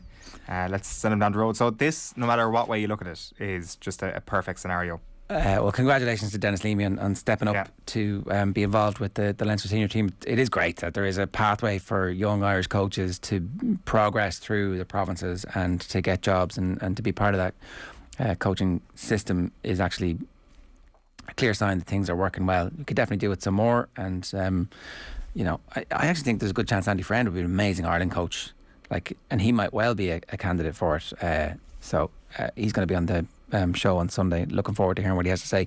Really interesting in the papers today, talking about how the Jake White comments aren't water off a duck's back, that actually it's frustrating listening to people say that about Connacht, because it's not true, and that he knows the work that goes in, and he knows that the identity that they're creating is something unique and different. And I think you see it, and you certainly, anytime we had him in at a show we did in Galway, and you come away from every interaction with him feeling positive about life, positive about his own belief system and the quality of work that he's doing, and it's backed up on the field. Like, that's the thing. They had a horrific injury luck over the last 18 months, but anytime they've had a semblance of their first team available, they're playing top quality rugby sometimes in pretty grueling conditions. There's an ambition there that kind of tallies and chimes a little bit with the conversation we had with Feargal Logan a bit earlier on. It's like, you can't just set your team up to defend, you've got to set your team up to attack. And it seems like the ambition that he has for what the game should be played like is something that I think fits really well with our culture. We like to take the fight in all our sports. All our best sports teams take the fight to the opposition, and I don't know. We kind of grope around for what the identity of Irish sport should be, but it should be front foot, I think. And I think your point maybe almost is in line with what Andy Friend said the other day, that he hit back at Jake White because there is that real sense out there, that real disrespect towards Connacht. And if Andy Friend was doing what he was doing right now with Leinster or Munster, obviously on a greater scale, then of course he would be in the Ireland conversation, whereas you don't hear his name mentioned one bit. Now, it may be to do with the fact that there is genuinely outstanding Irish coaches and Irish candidates, and maybe that's what people see as the next move for the Irish head coach job. But I do think part of it is that he is Connacht head coach, and what he has done is produced a brilliant style of rugby over the last couple of years, which looks like it's going to get more effective over the next little while too. So he's definitely been a brilliant addition to the conversation in Irish rugby, and unbelievably dedicated to the gig in Connacht as well. Yeah, okay. We should talk about Gordon Darcy's column today about Munster. He thinks the Munster back row is as dynamic and effective as it has been in recent seasons, that Coombs is actually a significant upgrade on standard, that Jack O'Donoghue is finally delivering on his promise, and that Peter O'Mahony makes this kind of perfect balance in that back three, and that this is the time where Munster have to deliver, that there are no excuses, there's no real weaknesses in the squad at the moment that would prevent them from going to a European final and from winning the league. Is that, am I paraphrasing correctly? Well, part of me thinks this is yera from Gordon Darcy, saying that the pressure's on Munster going into this year's campaign, but the main part of me thinks that he is spot on about this. And when you see some of the talent that came off the bench the other day in Zebo and Snyman, and the players who they were replacing having a decent evening, certainly in the second half, you're like, okay, the depth is getting better. And I know this false dawn has emerged at times over the last couple of years where you're like, okay, maybe the depth is there, because that was always the trump card for Leinster, that you could probably live with them for 50 minutes and then you couldn't live with them because the test quality coming off the bench. And maybe Munster are getting to that level. And as you say, he focuses in on the back row, and he even refers to Jack Conan, who's coming back from the Lions, looking down the M7, thinking to himself, there's a battle with Gavin Coombs here, and that battle will get more intense because Coombs is thriving in a back row that doesn't have CJ Stander. And while Stander has been an unbelievable servant for Munster and for Ireland, there is a bit more dynamism now about this back row, according to Gordon Darcy. There is a bit more invention that is required, and someone like Coombs is thriving in that scenario. It's going to be hard to decide who is your number 4 to number 8 over the next few months when everybody's back fully fit. Like, he picks out Byrne, Snyman, Klein, O'Mahony, Coombs and Jack O'Donoghue. 5 into sixth there. So whoever's coming off the bench there is still of an unreal standard. Now, there will be injuries. It always happens in the second and back row, but that depth is getting stronger. Like, he talks about Ben Healy and Keenan Knox and says that they're two guys that are going to have to make season-defining contributions. And I think the best thing you can say about those players at the moment is that we just don't know what they're going to be like when they're in the white heat of a top-quality battle. But the early signs, again, are really, really good. And Healy in particular just looks exceptional. And it's just not even to do with his skill set, it's to do with his confidence and how he does not look out of place whatsoever when he's coming into these games. As I say, there will be higher pressure scenarios for these players beyond the first couple of weeks of the URC, but the early signs you have to accept are very positive. Yeah, and you must properly be excited by what you're seeing at the moment. 100%, and it comes back to that idea that you have a squad where you're like, this is something that can challenge for trophies. The only thing is that it is a squad that has to challenge for trophies, and it really does. And I think that the squad that they've had in previous years has challenged.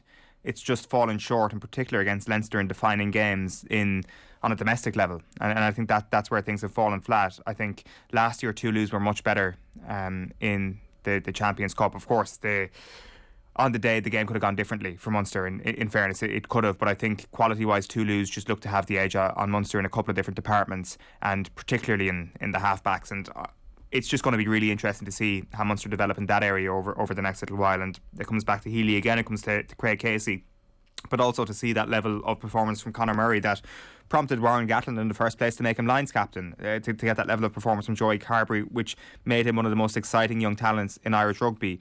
Like, if all those things come together with this renewed grunt and depth up front, absolutely this is a team that can challenge on both fronts.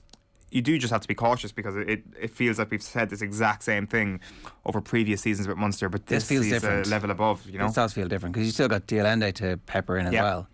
Now, there was that kind of nagging issue of the November internationals and the South Africans going off and playing there and coming back, and just how tired they're going to be, because Dialende has played a lot of rugby and he's been away for a long time. So, but the thing with Dialende is that we started to see a really positive version of him at the end of last season.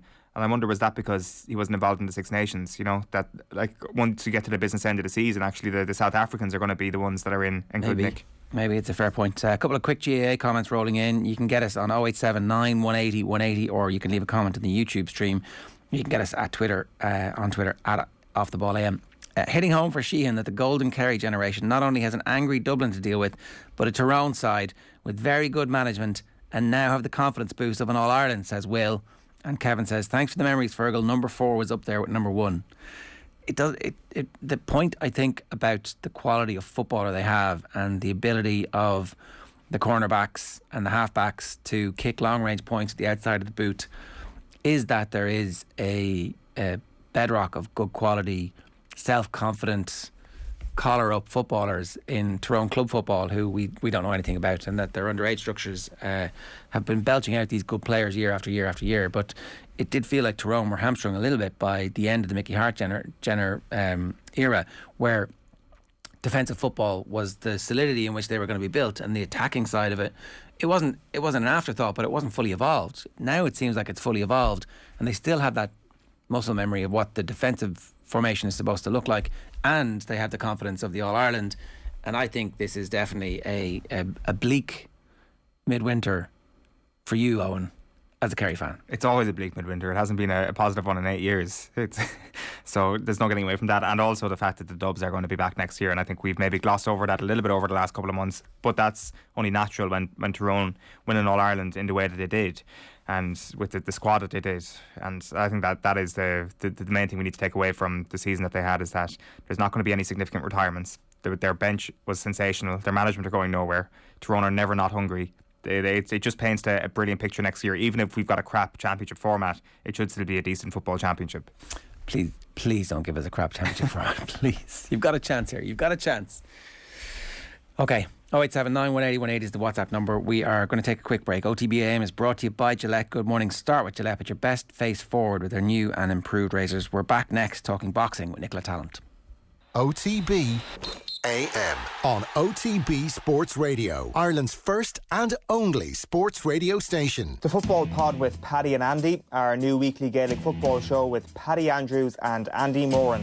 I was gutted, absolutely gutted. I'll never forget the final. Glucko kicks the point against Kerry. I didn't even go, but I watched it at home on my own. I actually cried at the end of it. I was gutted because I'd been on that journey and I would have been very close with some of the guys in that team, and it was an incredible moment. It was one of the most iconic moments for Dublin GAA. I had nothing to do with it. I'd let myself down and didn't contribute, and I just basically mugged myself off, really, more than anything. Download the OTB Sports app and subscribe to the GAA podcast feed now. Car insurance is boring, but you don't have to be. Get Set Go is the kind of car insurance you can sort in a few minutes online, then bounce on with your day. Are you ready for Quick Start Insurance?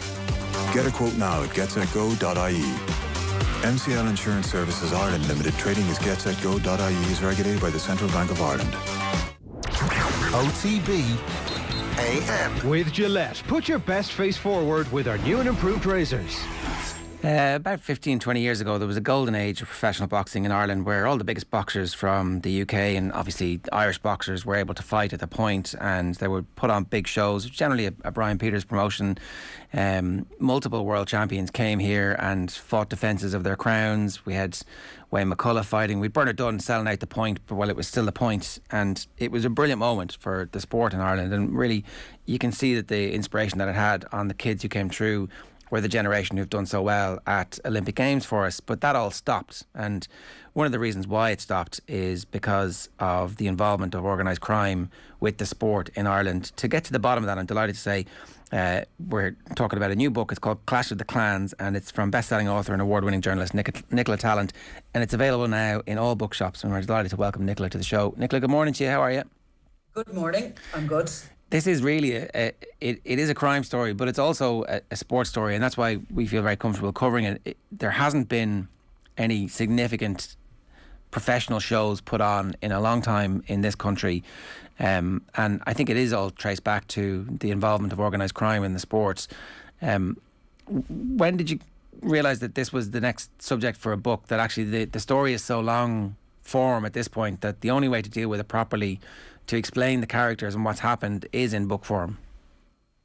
Yeah, I think so. And, I had to kind of go pretty far back to explain what happened from a crime point of view and the development of the first Irish mafia. But within that and the sort of journey of discovery I was on myself in it, I think the boxing story starts around 2013 when I was in Marbella to investigate the sort of re-emergence of the Kinahan Mafia after they had supposedly been shut down by Operation Shovel, which was a multi-agency assault on them by police forces across Europe. But while out there, we were sort of pointed in the direction of this small gym that had started up just outside Portabanus, and it was, they had always, sort of the criminals on the Costa had always met and used gyms and gyms as such as a meeting place. They kind of, while they like to think that they are irregular in their activities, they're actually very regular. They usually get up in the morning, head to the gym, do a bit of a workout, and then have a breakfast later, and always in the same places. But anyway, this new gym had opened, and we were told if we were looking for any of the Irish, that's where we'd find them. And on a roundabout outside Portabanus, I found myself looking down into what looked like a car park with a sign above it called MGM, and really that's where it started. And Daniel Kinahan and Matthew Macklin had just opened the gym in the months previous. It sort of just looked as if it could have been a hobby more than anything else, but you can see kind of over the next 2 years how it expands beyond anything I think that I'd ever seen before in the sport of boxing. Why did it expand? How did it expand? Well, it just expanded really quickly, and what obviously there was obviously money in it. In the beginning in Marbella, it opened as a gym that was a non-for-profit organisation, and it was running events that were raising funds for charity, in particular a children's charity that was based there. It was appearing, Macklin and others involved in the gym were appearing in society pages out in Marbella. And, you know, it didn't look like it was coming to anything, even though celebrities who visited the area were invited in to train. There was photographs of them put up on the social media sites. There was obviously a good marketing sort of network behind it. But around 2013 into 2014, you can see they start bringing in the big name boxers. Thomas Stalker was one of the first ones to go in from the UK. His joining of the gym made front page news in Liverpool. He joined up. Declan Geraghty was one of the first Irish boxers to join up. And you can just see them starting to very quickly sign. I think by around 2015, you know, in that short period of about 18 months, they'd signed 100 boxers. That's the bit where the management company becomes a big story in terms of the actual sport of boxing. Up to this point, it had kind of been a gym where people trained for fights and there was some link with a management company, but you weren't quite sure where it was going to go. At this point, it becomes clear that this is a new enterprise and a new business, and the intention of the business is to own the management rights to some very significant boxers and to grow that stable to not just tens but hundreds of boxers. Yeah, most definitely. And they were also organising big events here in Ireland in 2014 and 2015, and there was promises of great things. And I think for the boxers that were signing up, if you go back and you look at what they had to say at the time before it kind of became maybe caustic to talk about Daniel Kinahan, they were all very openly talking about Kinahan being involved, being their manager. A lot of them were talking about not really having other opportunities, not having anywhere else to go, and finding this sort of nirvana out in Spain, that they were being paid to do what they loved to do. They were being offered accommodation. Their families were moving out. There was a lot of hope. And, you know, they were being sold this dream, which I think they probably still are, that they would be well paid and that, you know, they'd have fights put on, and that boxing was alive and well again when MGM, later MTK, was on the scene. You know, if you look at Paddy Barnes, the former Irish Olympic boxer, when he signed up, he actually said that there was nothing else on the table for him, and he was about to lose his grant from Sports Ireland because it had, you know, his time was up with that. He was on a grant of about 40,000 a year, and he had a new child there, and, you know, he needed to earn money. So when MGM came knocking, it was a dream come true for him. It was a job, it was a wage.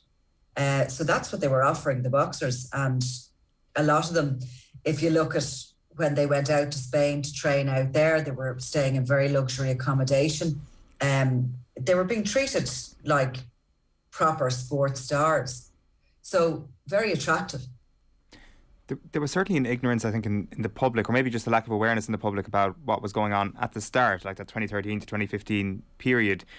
Was there an acceptable ignorance maybe within the boxing community as well, and those fighters, that there was an innocence almost to what the fighters were getting involved in? I think people tried, you know, I think people were happy to turn a blind eye more than anything else. I was writing in the book as I was going through that time period, you know, Macklin was going to the US to fight at one point, and Daniel Kinahan and the late Gary Hutch posted photographs with him, and they were having a little send-off for him in Spain because they couldn't travel. They wouldn't be able to go with him to spectate because they wouldn't have got into the US. And what you had was this bizarre situation that on the back pages of a newspaper, you'd have a story that, you know, Macklin was going to, you know, chase his dreams, basically, to reignite his career. And on the front pages, you had the story that, you know, Macklin and the mob, that they were travelling en masse. A lot of the senior members of the Irish Mafia were going out with him to support him. So it was this very strange situation that really has gone on until recently, that you have sports journalists sort of, just ignoring the fact that the organised crime is very heavily involved in boxing. And obviously Kinahan was one of the founders of MGM. We've been told he's nothing to do with it now. It had changed name and it had been sold, and we've been told repeatedly that he's nothing to do with it. And yet then he comes forward and he says actually he does. He's an advisor to these very, very well-known boxers. It's always that line where you cover events and then covering the entourage is tricky, and I suspect that's why many of the papers were doing one story on the front and one story on the back. Yeah, or just it was a different thing. I just think that in the sport of boxing, it seems to be sort of acceptable. I've spoken to you before about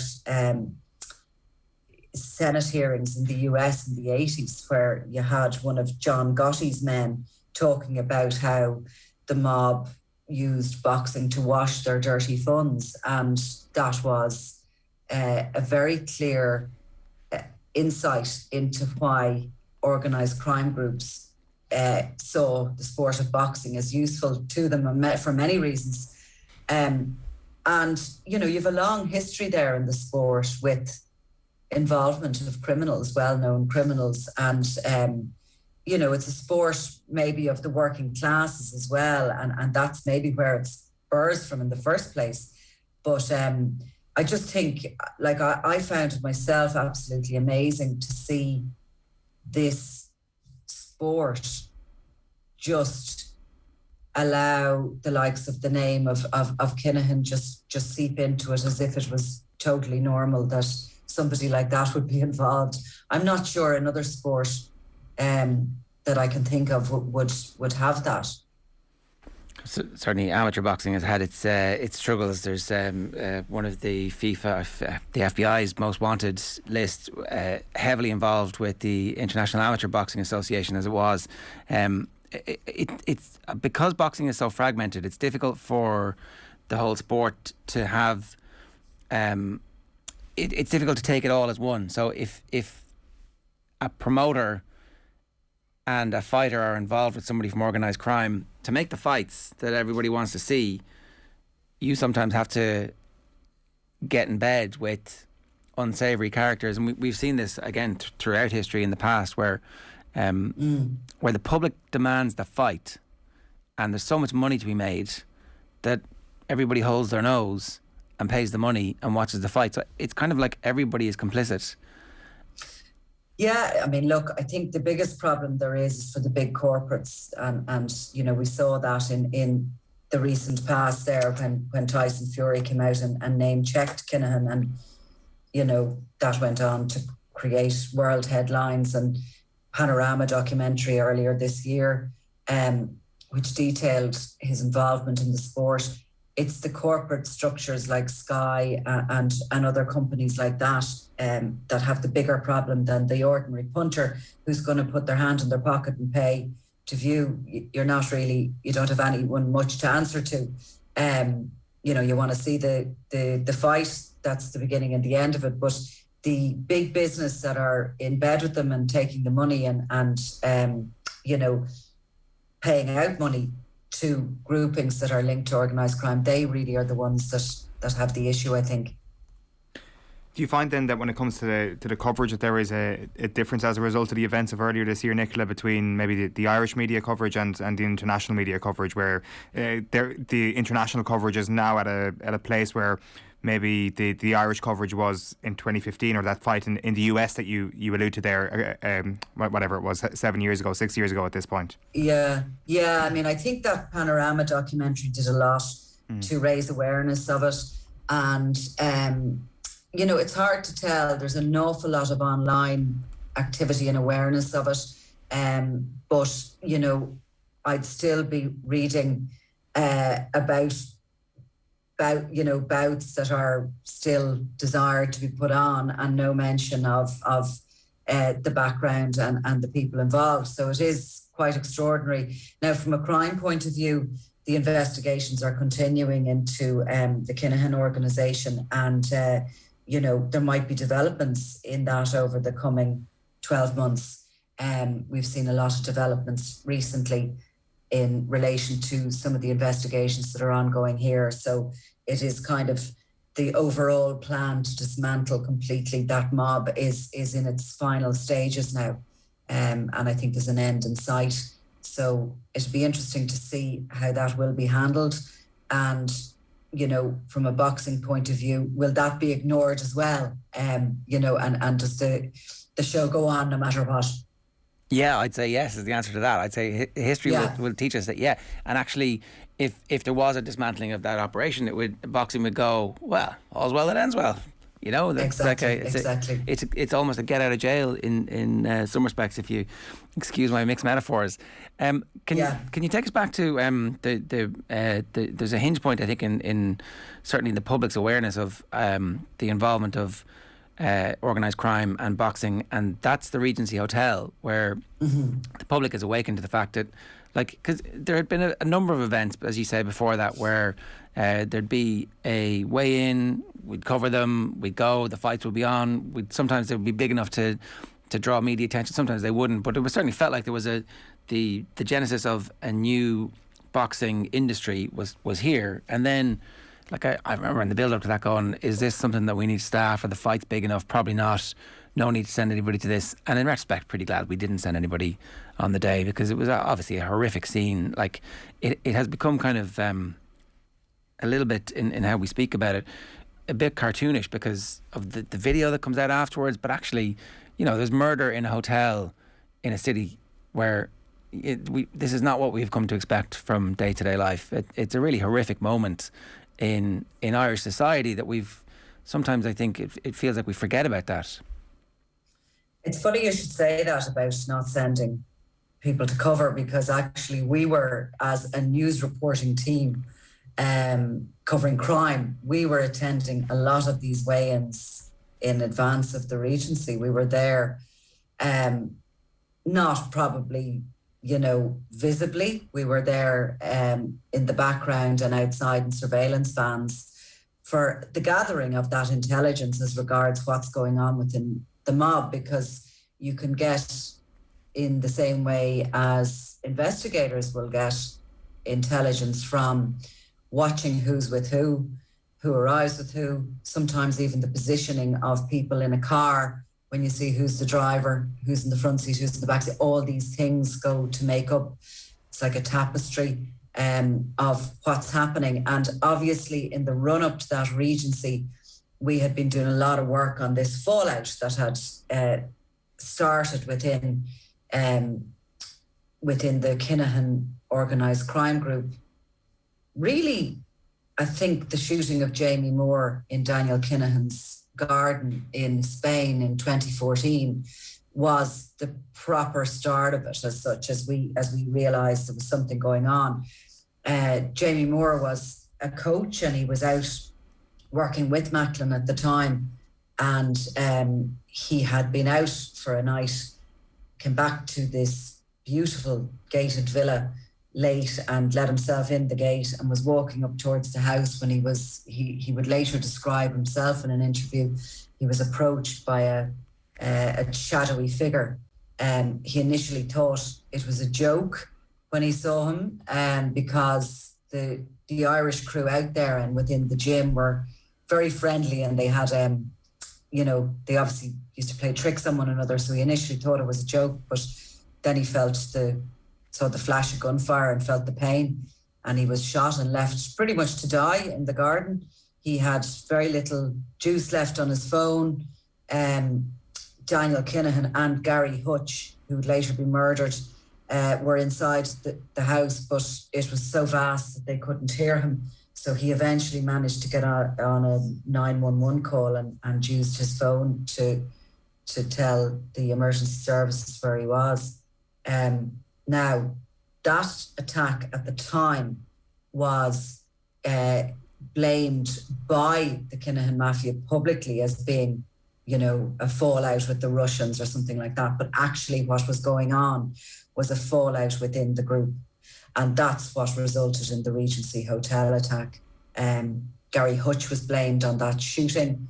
He disappeared to Amsterdam, where he was kidnapped. He escaped like a scene out of The Bourne Identity. He returned to Ireland. His uncle stepped in, the godfather of the family, and a deal was supposedly done. But the deal was reneged on when Hutch was murdered in Spain in September 2015. And the kickback from that was the Regency Hotel. And that's the potted history essentially of the Hutch versus Kinahan feud that claimed so many lives in Dublin inner city over the period of about 5 or 6 years. Yeah, I mean, absolutely. Look, this attack on the Regency Hotel was a murder attempt on Daniel Kinahan. David Byrne was tragically murdered, and he was kind of, you know, he was unfortunate. He was there, but he wasn't the target. Daniel Kinahan was the target, and he knew he was the target.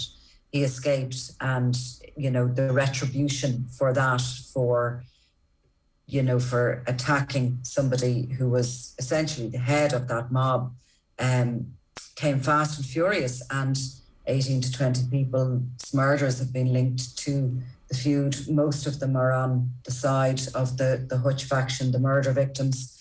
There was only maybe one, I think, which would have been seen as being a Kinahan associate was killed. And all that's happened since, we have 60 members of certainly associates of the mob behind bars. A lot of it has been taken down. The powerhouse here in Ireland is gone, and in the UK, that has all been dismantled, and, you know, the final phase is ongoing. But it's all so deeply embedded in boxing, every bit of it, you know. And even from before all these big events happened, boxing has been at the heart and soul of the Irish mafia. And it's I mean, Kinahan, I've described him before as a bit of a Pablo Escobar character, in that Escobar loved football and bought the football team.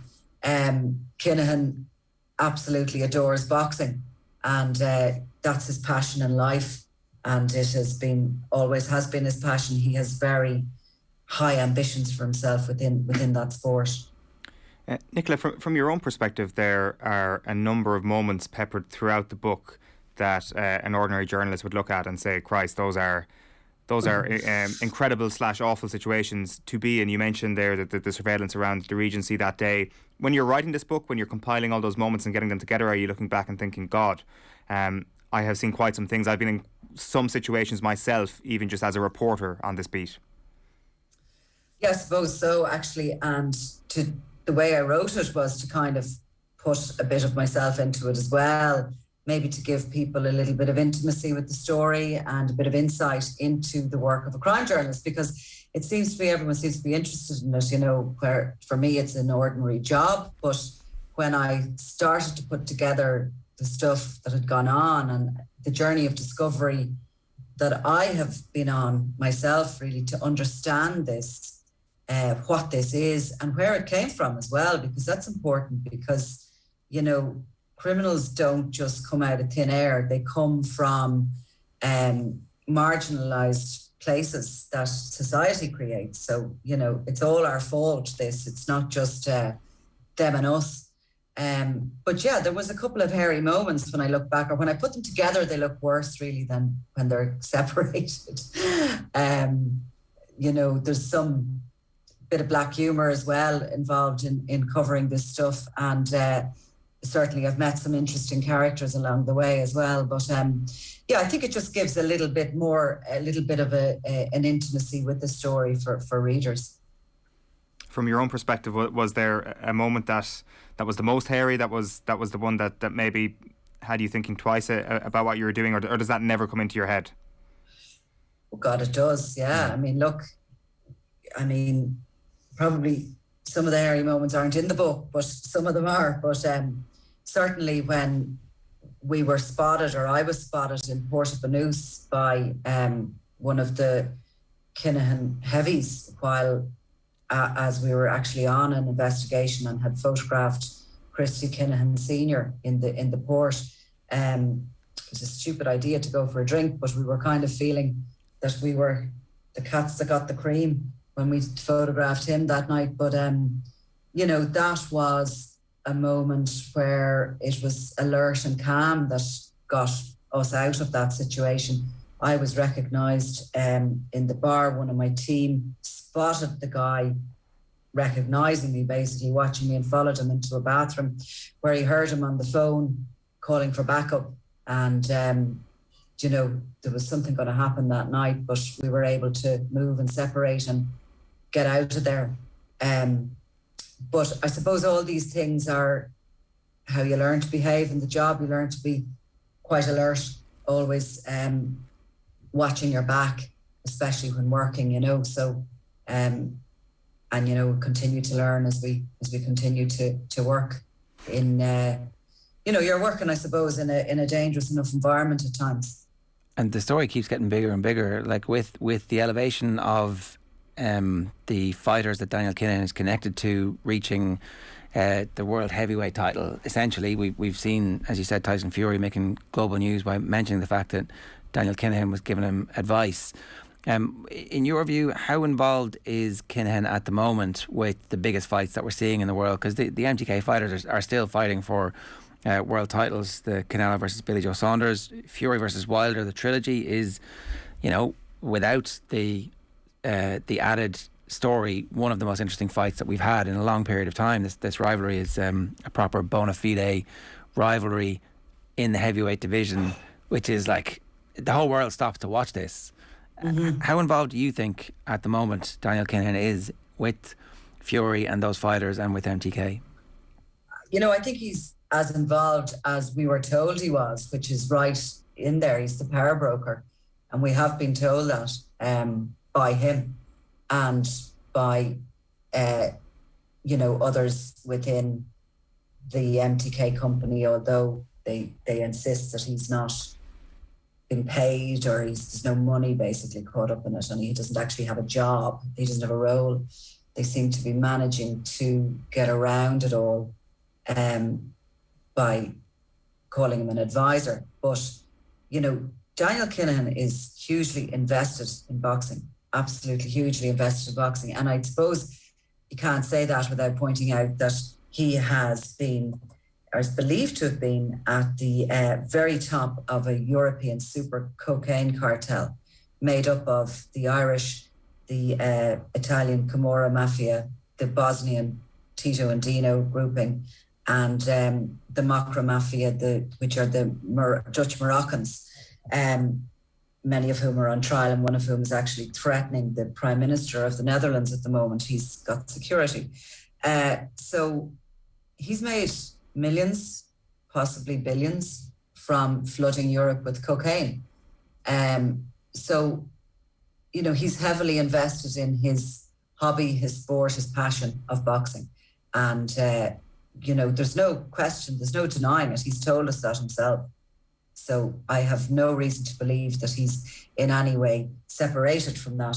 Now, look, you know, we'll see what happens with Daniel Kinahan over the coming months, but contacts of mine who would be very close to him and within his circle and moving within those boxing circles would tell me that a lot of people feel they can't disentangle themselves from Kinahan, and that a lot of people, both inside and outside boxing, would feel almost relief if he was arrested, because it would be an end of sorts to it. I think a lot of people are frightened of him, terrified of what he is and what he can do, and they have just got themselves too heavily involved with him, and there's no way out. I think that's an important point when people criticise the boxers, particularly the young boxers, who actually, as you talked about earlier on, having no real choice. There's no option or opportunity for them, and somebody comes and offers them an opportunity. And it's not just an opportunity the way a normal job opportunity comes. If you say no, you're saying no to some pretty difficult people to say no to. I think that's kind of an underrated part of the story. Oh, most definitely. And there's all sorts of stories about people being threatened and being advised that, you know, you really should say yes. And I have absolutely no doubt to, you know, I believe that 100% because I know exactly how they operate. And somebody like Daniel Kinahan will always get what he wants. And very few people will stand up to him.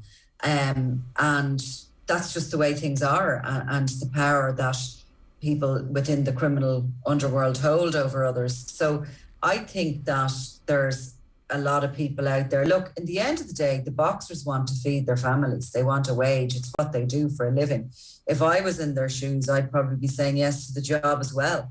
And I don't think there's any blame to be put on them. I think that, you know, money corrupts and it also feeds greed. And all of us have it in us to be greedy and to want more and more. And I think, and I've seen it so much within criminal circles that, you know, you see people and they're still involved and they have more money than they'll ever be able to spend in their life. And yet they just keep doing more and more, you know, crimes basically and gathering more. Same could be said in the corporate world though.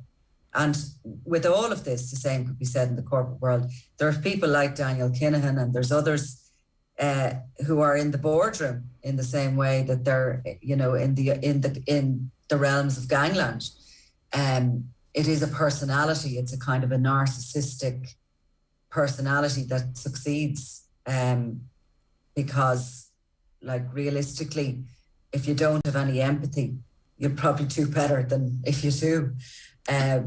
But yeah, I think the boxers aren't to blame. They're just taking a wage. But there's people higher up that would be very happy to see this conclude and to basically, I suppose, have the guards make this business decision for them to separate them from Kinahan. Yeah, no doubt. Nicola Tallant, great stuff. Thanks a million for joining us. The new book is out. It's called Clash of the Clans. You can get it in all good bookshops now. I should, of course, remind you that Daniel Kinahan has no criminal convictions. He was named in the High Court in 2018 as a senior figure in organised crime on an international scale. 9:36 this morning here on OTB AM, brought to you by Gillette. Good morning. Start with Gillette. Put your best face forward with their new and improved razors. We've got a very busy show or busy day for you on OTB Sports Radio. You should tune into that on OTB Sports app. Harry Edwards talking about OJ, Mount Rushmore's Cork, the importance of Club GAA as our retro panel, and Catherine Switzer talking about the Boston Marathon at 6 o'clock. It's Boston Marathon week this week. So definitely worth tuning in for that little bit of history. We're talking about Ireland and Stephen Kenny on tomorrow's show. We're going to be joined by James Scahill and Derval O'Rourke. We have a pro-Kenny versus anti-Kenny faction debate on the show tomorrow. We'll talk to you about that tomorrow at 7:30. Until then, here's Damien Delaney. Now you're welcome back. Damien Delaney is still here. It's Joe Malloy with you this evening on the football show. Ireland away to Azerbaijan on Saturday. They do play Qatar as well in I guess it's a friendly. They're in the group with them on Tuesday at the Aviva. But the Azerbaijan game, all important this Saturday. Brief recap.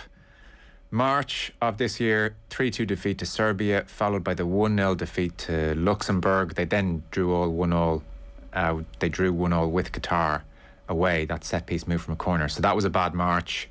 June was the Andorra friendly and the Hungary 0-0 draw. And then September, Portugal 2-1 win, Ronaldo. Azerbaijan 1-1 draw in Dublin. Shane Duffy laid on. That wasn't a good night. And then Ireland 1, Serbia 1. Own goal. Pretty good result on the night. And now here we are, Damien Delaney, against Azerbaijan on October 9th, with Portugal coming to Dublin next month, and then Luxembourg away is Ireland's final game of the campaign on November 14th. These three games, Azerbaijan away, Portugal home, Luxembourg away, you really feel like Stephen Kenny could do with 2 wins and then look at certainly not taking a hiding off Portugal and Dublin. Point obviously would be amazing. You sort of feel like he needs things in those territory to get himself another contract here, which is probably what he's playing for at this stage.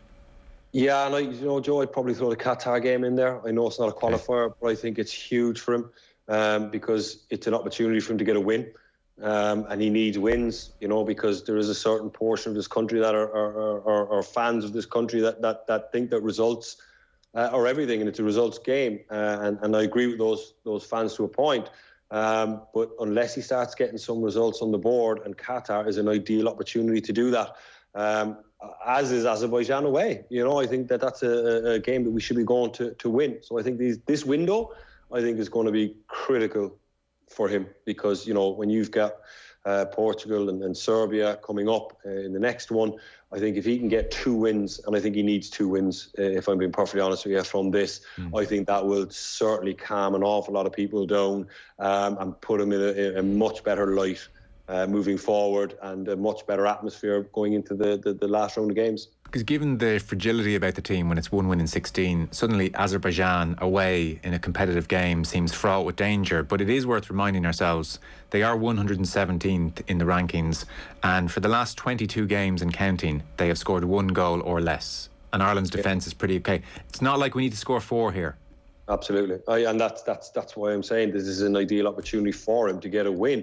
Now, one thing you will say with the Azerbaijan team is they're technically quite good, and they will have long periods of possession, but it'll be in their own half. But as soon as you press them, you can win it back off them. And I don't think there's anything wrong with being a little bit more direct against them, especially away from home. Now, I'm not advocating to go back to Giovanni Trapattoni direct, but I'm just saying that the best way to get a result against this team is to put them under a certain amount of pressure, and they will make mistakes. Now, you can try and pass your way through them for 90 minutes. I think we try that in Dublin, and we probably don't have that nailed just yet. But I just think that an awful lot more balls forward, pick up a couple of more second balls, and apply enough pressure to get a win, because I do believe that Stephen Kenny is in must-win territory. His contract is up. I know it's in the summer, but realistically, I think a decision is probably going to be made at the end of this qualifying campaign. And I want him to stay in the job. I would love him to continue it, but he needs to get some results. He has to get them. Azerbaijan and Dublin, that was the night where he went with Parrott and Ida and Connolly and just didn't seem to work. The most recent game, Serbia, Bazunu obviously, Omababadeli, Duffy and Egan were the 3. Doherty, right wing back, he'll go there again, Coleman's injured. And McLean was left wing back. And then he went with Cullen, who will almost certainly play, always seems to. Cullen and Hendrick, with Brown and Jamie McGrath in there as well. It was kind of a diamond at times, and Adam Ida led the line, and they got the 1-1 draw against Serbia. Is he inching any closer to finding a best team? Yeah, we're still here where you're a lot of chopping and changing. I know sometimes there's 3 games in 6 days. But the system remains the same, and he's changing the personnel in it, and I just think that if it was me, I would probably go back to something a little bit more orthodox, something a little bit the players feel a little bit more comfortable in. You might even put James Collins up the front as a number 9. No. Listen, hold on a second. Just be a touch more direct and get more legs around him and use a little bit more experience. Adam Ida does great. Yeah. Do you really want to go back to Collins though? No, but what I'm saying to you is that type of player, and even if Adam Ida goes up the top, just get the ball forward to him and touch more quickly. I'm not saying we should go back to hoofball and just lump it up to him. Not at all. We have to mix our game up a little bit. We become a little bit predictable in our shape that we're playing, just continuously passing the ball, and we don't seem to be able to break teams down or have that ability to size teams open often enough. Yeah. But I just think that for him as a manager, he's in must-win territory, because I think his job is on the line. And these 2 games coming up are an ideal opportunity for him to get some goodwill from the people. And even if the last round of games don't go all that well, he has something to point to. Right now, I don't think he's got anything to point to results-wise. No, I can't argue with that. Have you seen him, or the team under him, I suppose, become a bit more pragmatic, go a bit more direct at times in the last couple of games, or not especially? A little bit against Serbia there at the end, but that was just more in desperation, I suppose, what I'm saying. But if we go to Azerbaijan and we try to play them at their own game, you know what I'm saying? If you go in and we start passing it, then they pass it, we pass it. With the shape that we have, I believe we leave ourselves open. And I think that's why we've drawn games and lost to the likes of Luxembourg and that, because we leave ourselves vulnerable.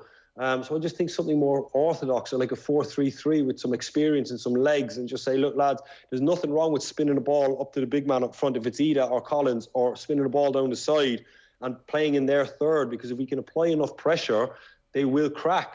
But if we go out there and just almost shadow box these teams, which is what we seem to be doing, then the game's in the balance. And I just think that he is at a point now where all his ideas about development could be out the window because he could be out of a job. And I think he needs to, I think he needs to see that it is do or die time for him. And these 2 games, you're not going to get 2 better opportunities. Azerbaijan away and Qatar at home. If he can get 2 wins here and play some reasonably good football, which you're going to do against Azerbaijan and Qatar, regardless of what system you play, because they're not fantastic teams. But if he's a bit more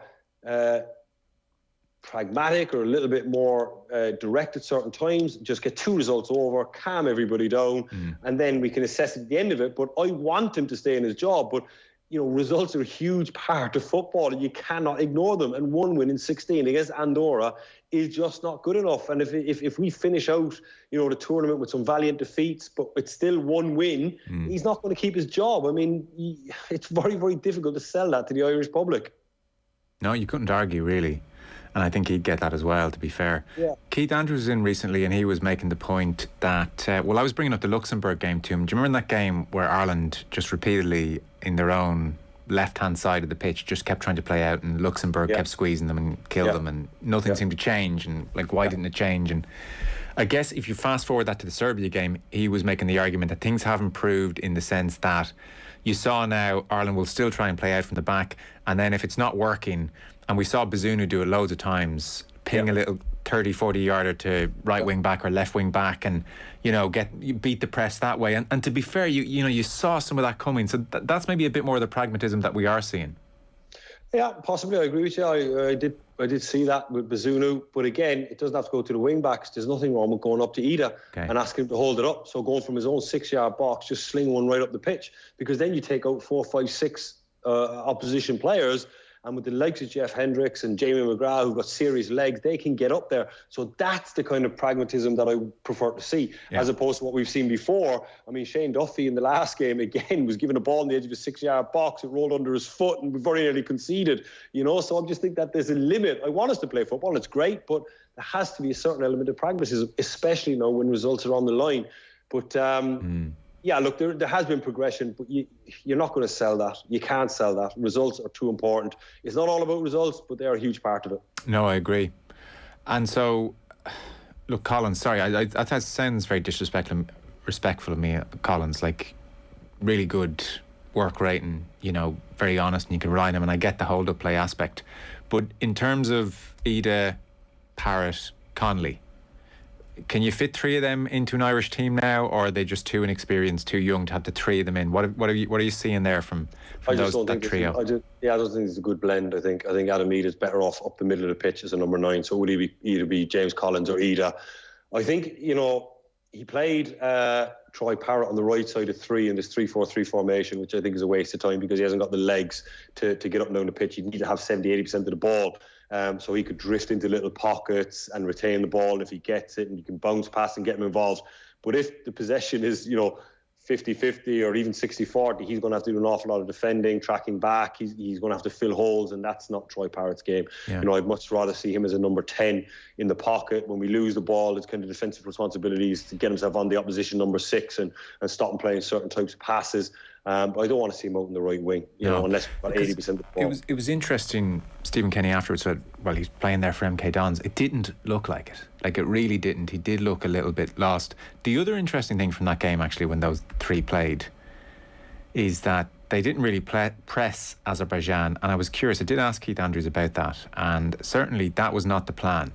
The plan was to press and put under pressure. And we did see Connolly come off at half-time, which suggests a certain frustration on their part with his work rate. Connolly, he scored a couple of goals recently. We saw him burst on the scene and it looked like we really had something very immediate, and even in Premier League terms, and it just hasn't happened. There's something not quite happening there. There's been a stagnation of some sort with his game. Yeah, I think it looks to me that it's like the development from a tactical point of view. I don't think anyone can question his work rate because he does run around. Okay. But I'm not sure he runs where he's supposed to be when he's supposed to be there. I think he's very much like if he sees something, he'll run and do it. Whereas a manager might be saying to him, look, I don't want you to press in this scenario because I want you to fill this passing lane, but I do want you to press when the ball goes to this player. And I suppose if you're a manager and he goes out and does the exact opposite of what you just told him 2 minutes into a game, you're going to be pretty livid. But he is full of energy and he is kind of a handful, but he needs to start learning the game now.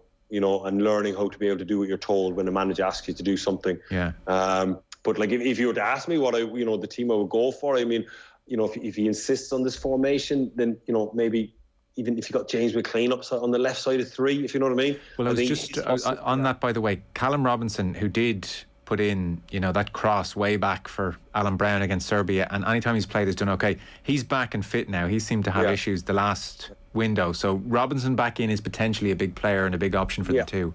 Yeah, exactly. So Robinson, Ida, and Jim McGrath did okay, but I think he probably want to go with a bit more against the likes of Azerbaijan. Jim McGrath gives you great legs and energy against the likes of Portugal when you need it, but when you need a little bit more, there are other players. I think Alan Brown is a fantastic player. I think him and Jeff Hendricks, as 2 number 8s, those two will cause carnage, but maybe, Malumbi maybe is a number 6, so you're kind of going with like a 4-3-3. Would you not have Cullen in, no? Cullen or Malumbi, sitting at the base of the midfield, one of those two, I wouldn't have a huge preference. But I just think 2 good, powerful number 8s in Alan Brown and Jeff Hendricks, with Ida or Collins maybe leading the line. And then maybe, Callum Robinson or James McLean or somebody. I know James might have to play left back because we're short in that area. But again, just a little bit of experience and legs and players that know how to win games of football. Yeah. That would be kind of the route I would go. It might not be the fantastic youth that Stephen promised us, but I think Stephen needs to recognise now that, desperate times do call for desperate measures. No, we're at that point. And was your sense after the last window, Portugal, Azerbaijan, Serbia, and the 1-1 draw with Serbia at the Aviva, and crowd gave them reasonable reception even before they scored the equaliser, did you sense it was kind of there was a little bit of positivity in the group in comparison? Like 2020 was so miserable, and 2021, that March window was horrible, and summer was so. It did feel like about the best window they've had thus far. Yeah. I know it's not saying much. Yeah, I don't know if I can buy into that, Joe. No matter how many times people come out and give interviews saying they're really happy, results are too important, And I think Stephen, I said before that Stephen has probably fulfilled in terms of changing the style of Irish football and blooding young players, but he's forgotten completely about results, and he can't do that. There's not a job in world football or in any job where you can forget about results, where you get carte blanche for a whole window. And just develop and change the style, and you've got free reign. Yes. So I think that's where he's fallen down, to be honest with you. He's gone too far the other way for the other two. So for you to almost be on board and trust for the Euros campaign, you want to see a bit more, you want to see that pragmatism come out? A little bit more, yeah. and I can't stress enough that I'm not saying go back to Giovanni Trapattoni and just, you know what I mean, but there's an element that has to come back into our game and realise who we're playing and play a certain style, because we will play good football against them, of course, but there's times where you can't, and there's times you got to go off the front, and there's times you got to pick up bits and pieces and spin balls down the side and apply enough pressure that they will crack. But you mentioned there the parting of the ways between Brady and Belichick, and that absolutely bubbled up in advance of this game in various quarters. So to my eye, it looks like Tom Brady is playing this in a very magnanimous way and talking about tremendous memories, and some of the greatest experiences of my life took place in those 20 years is how he's talking about his relationship with Belichick. But 2 things jump to mind, or 2 aspects here jumped up during the week. His, well, I guess close friend as well, but his personal trainer, Alex Guerrero, spoke of the dynamic between the pair, and he said it was like Bill's emotions or feelings never evolved with age. As Tom got into his late 30s or early 40s, I think Bill was still trying to treat him like that 20-year-old kid that he drafted. That was such a Bill thing, said Guerrero. And I know there's not much love lost between those two. But then equally, Brady's father was talking in advance of the game as well, and he was asked whether his son felt vindicated after leaving New England and winning another Super Bowl last year with the Bucs. And he said, damn right. Belichick wanted him out the door, and last year Tom threw 50 touchdowns. I think that's a pretty good year. I don't suspect either of those are saying that without Tom Brady's say-so one way or another. I would agree with you. I don't know if it's an explicit say-so, but I think I'm sure there's enough understanding on Tom's part that those are some of the mouthpieces he has out there that will say things that he won't say.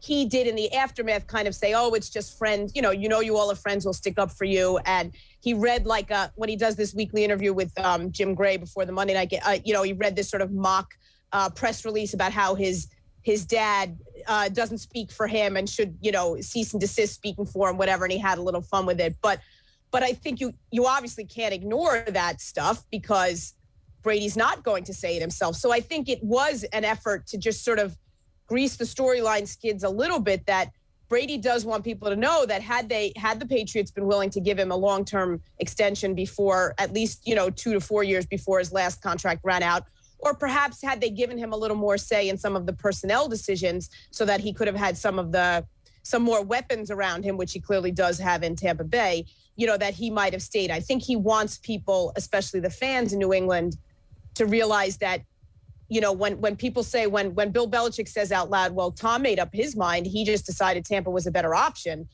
Brady wants people to know that there's a reason New England wasn't a better option, and that's on Belichick. So there was definitely a little bit of gamesmanship going on there with the comments. Yeah, and I have to say, I hadn't really been aware of that dynamic. I mean, maybe hardcore fans you're absolutely aware that this was more Belichick's doing than Brady, the departure, that is. And you would have to say, Tara, it looks like an absolutely massive mistake on Belichick's part. I mean, New England have suffered massively since he left. Last season was their first losing record since the pre-Brady era. Brady wins the Super Bowl, and this year, even at 44, looks fantastic. Leads the NFL with 10 passing touchdowns this season. That brings his total in 23 games with the Bucs, including playoffs, to 60, which is 5 more than he had in his last 2 seasons with the Patriots. I would think there's a few curious glances towards Belichick from fans, from owners, as if to say, Bill, you got this one badly wrong. Yeah, I mean, there's no doubt in the end, Brady had more in the tank than Belichick thought he had. I mean, I think that's inarguable at this point, especially if you go back through Belichick's decisions and, going back to Jimmy Garoppolo, who maybe he thought he had his successor all the way back then. I just don't think he ever anticipated that Brady would actually be this good this late into his life.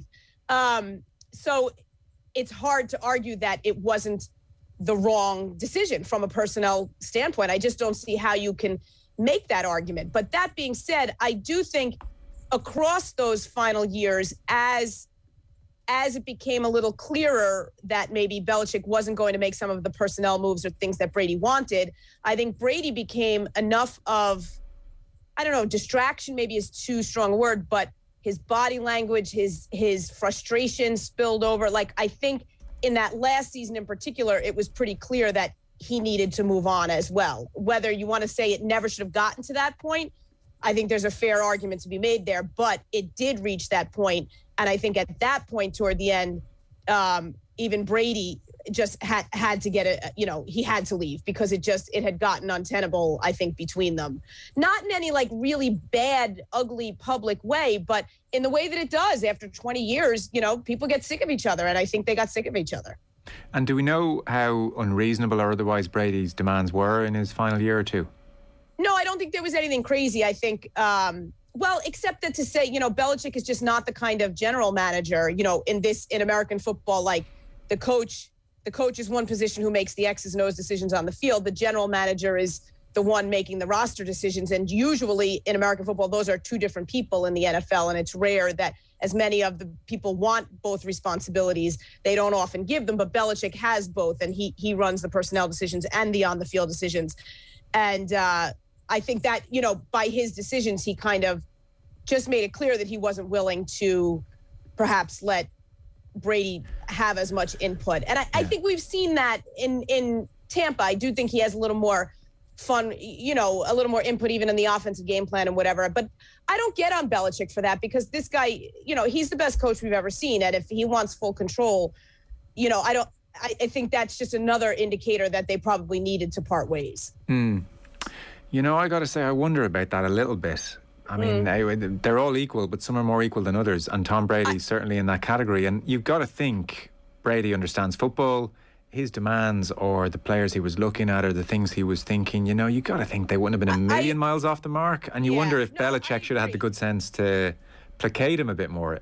Yeah, it's such an interesting discussion because, I know friends who worked in Dallas with the Dallas Cowboys for years. Tony Romo was sort of given a lot of that input and special treatment early on in his career because he was the big time quarterback. And I think it had a diminishing return. There was different standards in the locker room and it ended up dividing the team. And so I think that Belichick, in his experience, it's always, it's not to say he doesn't treat veterans differently, because he absolutely does. You can see it with a Devin McCourty. You can see it through the years, Matthew Slater, other guys. I just think he was very much, it's my team. And for most of those years, it worked to perfection. Like, nobody's going to trade back those 20 years when they won 6 titles. So yes, Brady is more equal than other people, but in the end, it just wasn't a philosophical decision, I think, that Belichick was prepared to make. And I think you're right. You could argue that he's an idiot for not doing it. I think that's fair, because Brady's the Super Bowl defending champion. Well, right now it just doesn't look like a good decision on any level. And it also diminishes Belichick's own legacy a touch. So to posit here an argument that you can absolutely shoot down, in double quick time, but I'm curious if anyone else is making the argument. Is there anyone saying, well, Bill, without Tom Brady here, who, by the way, wins with Tampa, and so, makes their coach look pretty damn good as well, maybe you're not all that? There are people who say it, and I would vehemently disagree. I think that theirs was a marriage of equal parts, and neither one does without the other. I think to say that the Brady who won in Tampa wasn't in large part helped or formed or helped to be created by the Brady who learned from Belichick and brought the sort of the Patriot way and the Belichick way to Tampa, I think is just ignoring what they did together. So to me, it doesn't take anything away from Brady. It's amazing what he's done. I think he's one of the most exceptional, amazing athletes I've ever watched. But for me, in terms of Belichick, like what he did with Brady should never be seen as like some big mistake of his or anything. To me, Brady is his greatest coaching achievement as well because of what they did together. So was he wrong to let him go? I think it's inarguable if you're just basing it on the result. But was it time to let him go? Maybe it just was. I don't know. It's a tough one. You make a fair point, though. Yeah, well, to be honest, I'm half playing devil's advocate as well. Fair enough. You know more about this than me. Fun. So Brady and Belichick, they hugged it full time. It was a brief hug, I would say, although it does seem that Belichick went into the Bucs locker room afterwards for a conversation with Brady. So look, if there's a degree of acrimony or a degree of Brady being quite content to prove Belichick wrong, it hasn't soured their relationship to the extent that they're clearly not in talking terms or speaking terms, rather. Right, that's correct. And Belichick went in there after he finished speaking to the media in his own room, and he went in and he was in there for about 20 minutes by all reports. And, and Brady acknowledged it afterwards, just said that, the details of it were private, but that they were fine. And that Brady talked about, ultimately, whenever the day comes that he retires, if it's 20 years from now, who knows, but that, he always envisions or anticipates being back in Boston, being back in New England, being a part of the community, going to games. So there's not like some lingering, oh my God, I'm done with the Patriots, I never want to go back there, or I'm done with Belichick and he spoiled everything New England for me. That's not at play at all. I think he just wanted the fresh, it's fascinating. You definitely, even the Brady we see now, he says more things openly. He's more controversial. He posts these hilariously goofy videos with Rob Gronkowski. Those are things he just couldn't or wouldn't or couldn't do in New England. So I think he's just enjoying this time away, but eventually he will be defined primarily by the time in New England and by his time with Belichick. And he's fine with that. As for the game itself, 19 points to 17, a win for Tampa. There was a 56-yard field goal in the rain. It was an incredible kick, hit the upright. So drama to the end. What kind of reception did Brady get back from his old beloved fans? He got a few Brady chants before the game started. He got a great ovation as he entered, from the visiting tunnel, which was the opposite one he was used to. They played a nice, short but nice video tribute as he was introduced, and then they quickly turned to I wouldn't say full-throated boos, but clearly then the crowd turned and was rooting for the Patriots to beat him. And the Patriots did a good job. They contained Brady. Brady's not the reason that Tampa won that game. I mean, they had Brady was pretty contained. He was off his mark. They did a nice job getting pressure on him. He didn't throw a touchdown pass. They scored a bunch of field goals. So I thought it was a very entertaining, well-played, well-coached game on both sides. How is he playing generally, age 44 now? Well, up to that was So that's his second. He had lost the week's previous game in California, which was their team's, which was the Bucks' first loss.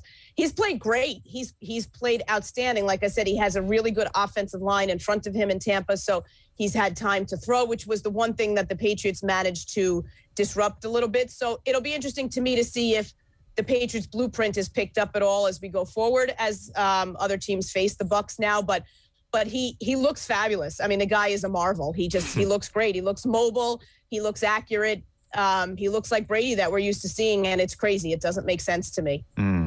Has he talked about when he's going to retire, or is it just a year-by-year kind of answer? It's still out there. He says he wants to play to 50. That's 6 more years, And at this point, who would doubt him? Yeah. So you've the Bucks, defending champions. Kansas City, I think, are favourites at this point of the season to win the title outright. Bills are strong, Baltimore Ravens strong. How do you see this all playing out over the next couple of months, Tara? Yeah, the Chiefs have been up and down. I'm surprised if the odds makers at the current moment would still have them as a heavy favorite, because they've had some uncharacteristic 2 wins, 2 losses. Mistakes. Yeah, they've just been a little up and down. I think Arizona is the surprise team of the season if people are watching them at all. The Cardinals look really good, and their quarterback play has been excellent. Buffalo, as you said, after one bad start, they've been racking up points like crazy. I think Green Bay is always a spoiler because you have the Aaron Rodgers situation. It looks like he might be headed out of Green Bay after this season, and he may be motivated by that and kind of, I want to prove to the world that I can win again. So those are some of the teams. Yeah, Baltimore is always interesting. They've had so many injuries, particularly at running back. I don't know how that'll go. But the Bucks are right up there. The Bucks are definitely right up there too, because they brought everybody back from the team that won the Super Bowl. Very good. Tara Sullivan from the Boston Globe. Great to have you on again. Talk to you soon, Tara. Cheers. Indeed. Thank you. OTB AM. With Gillette, put your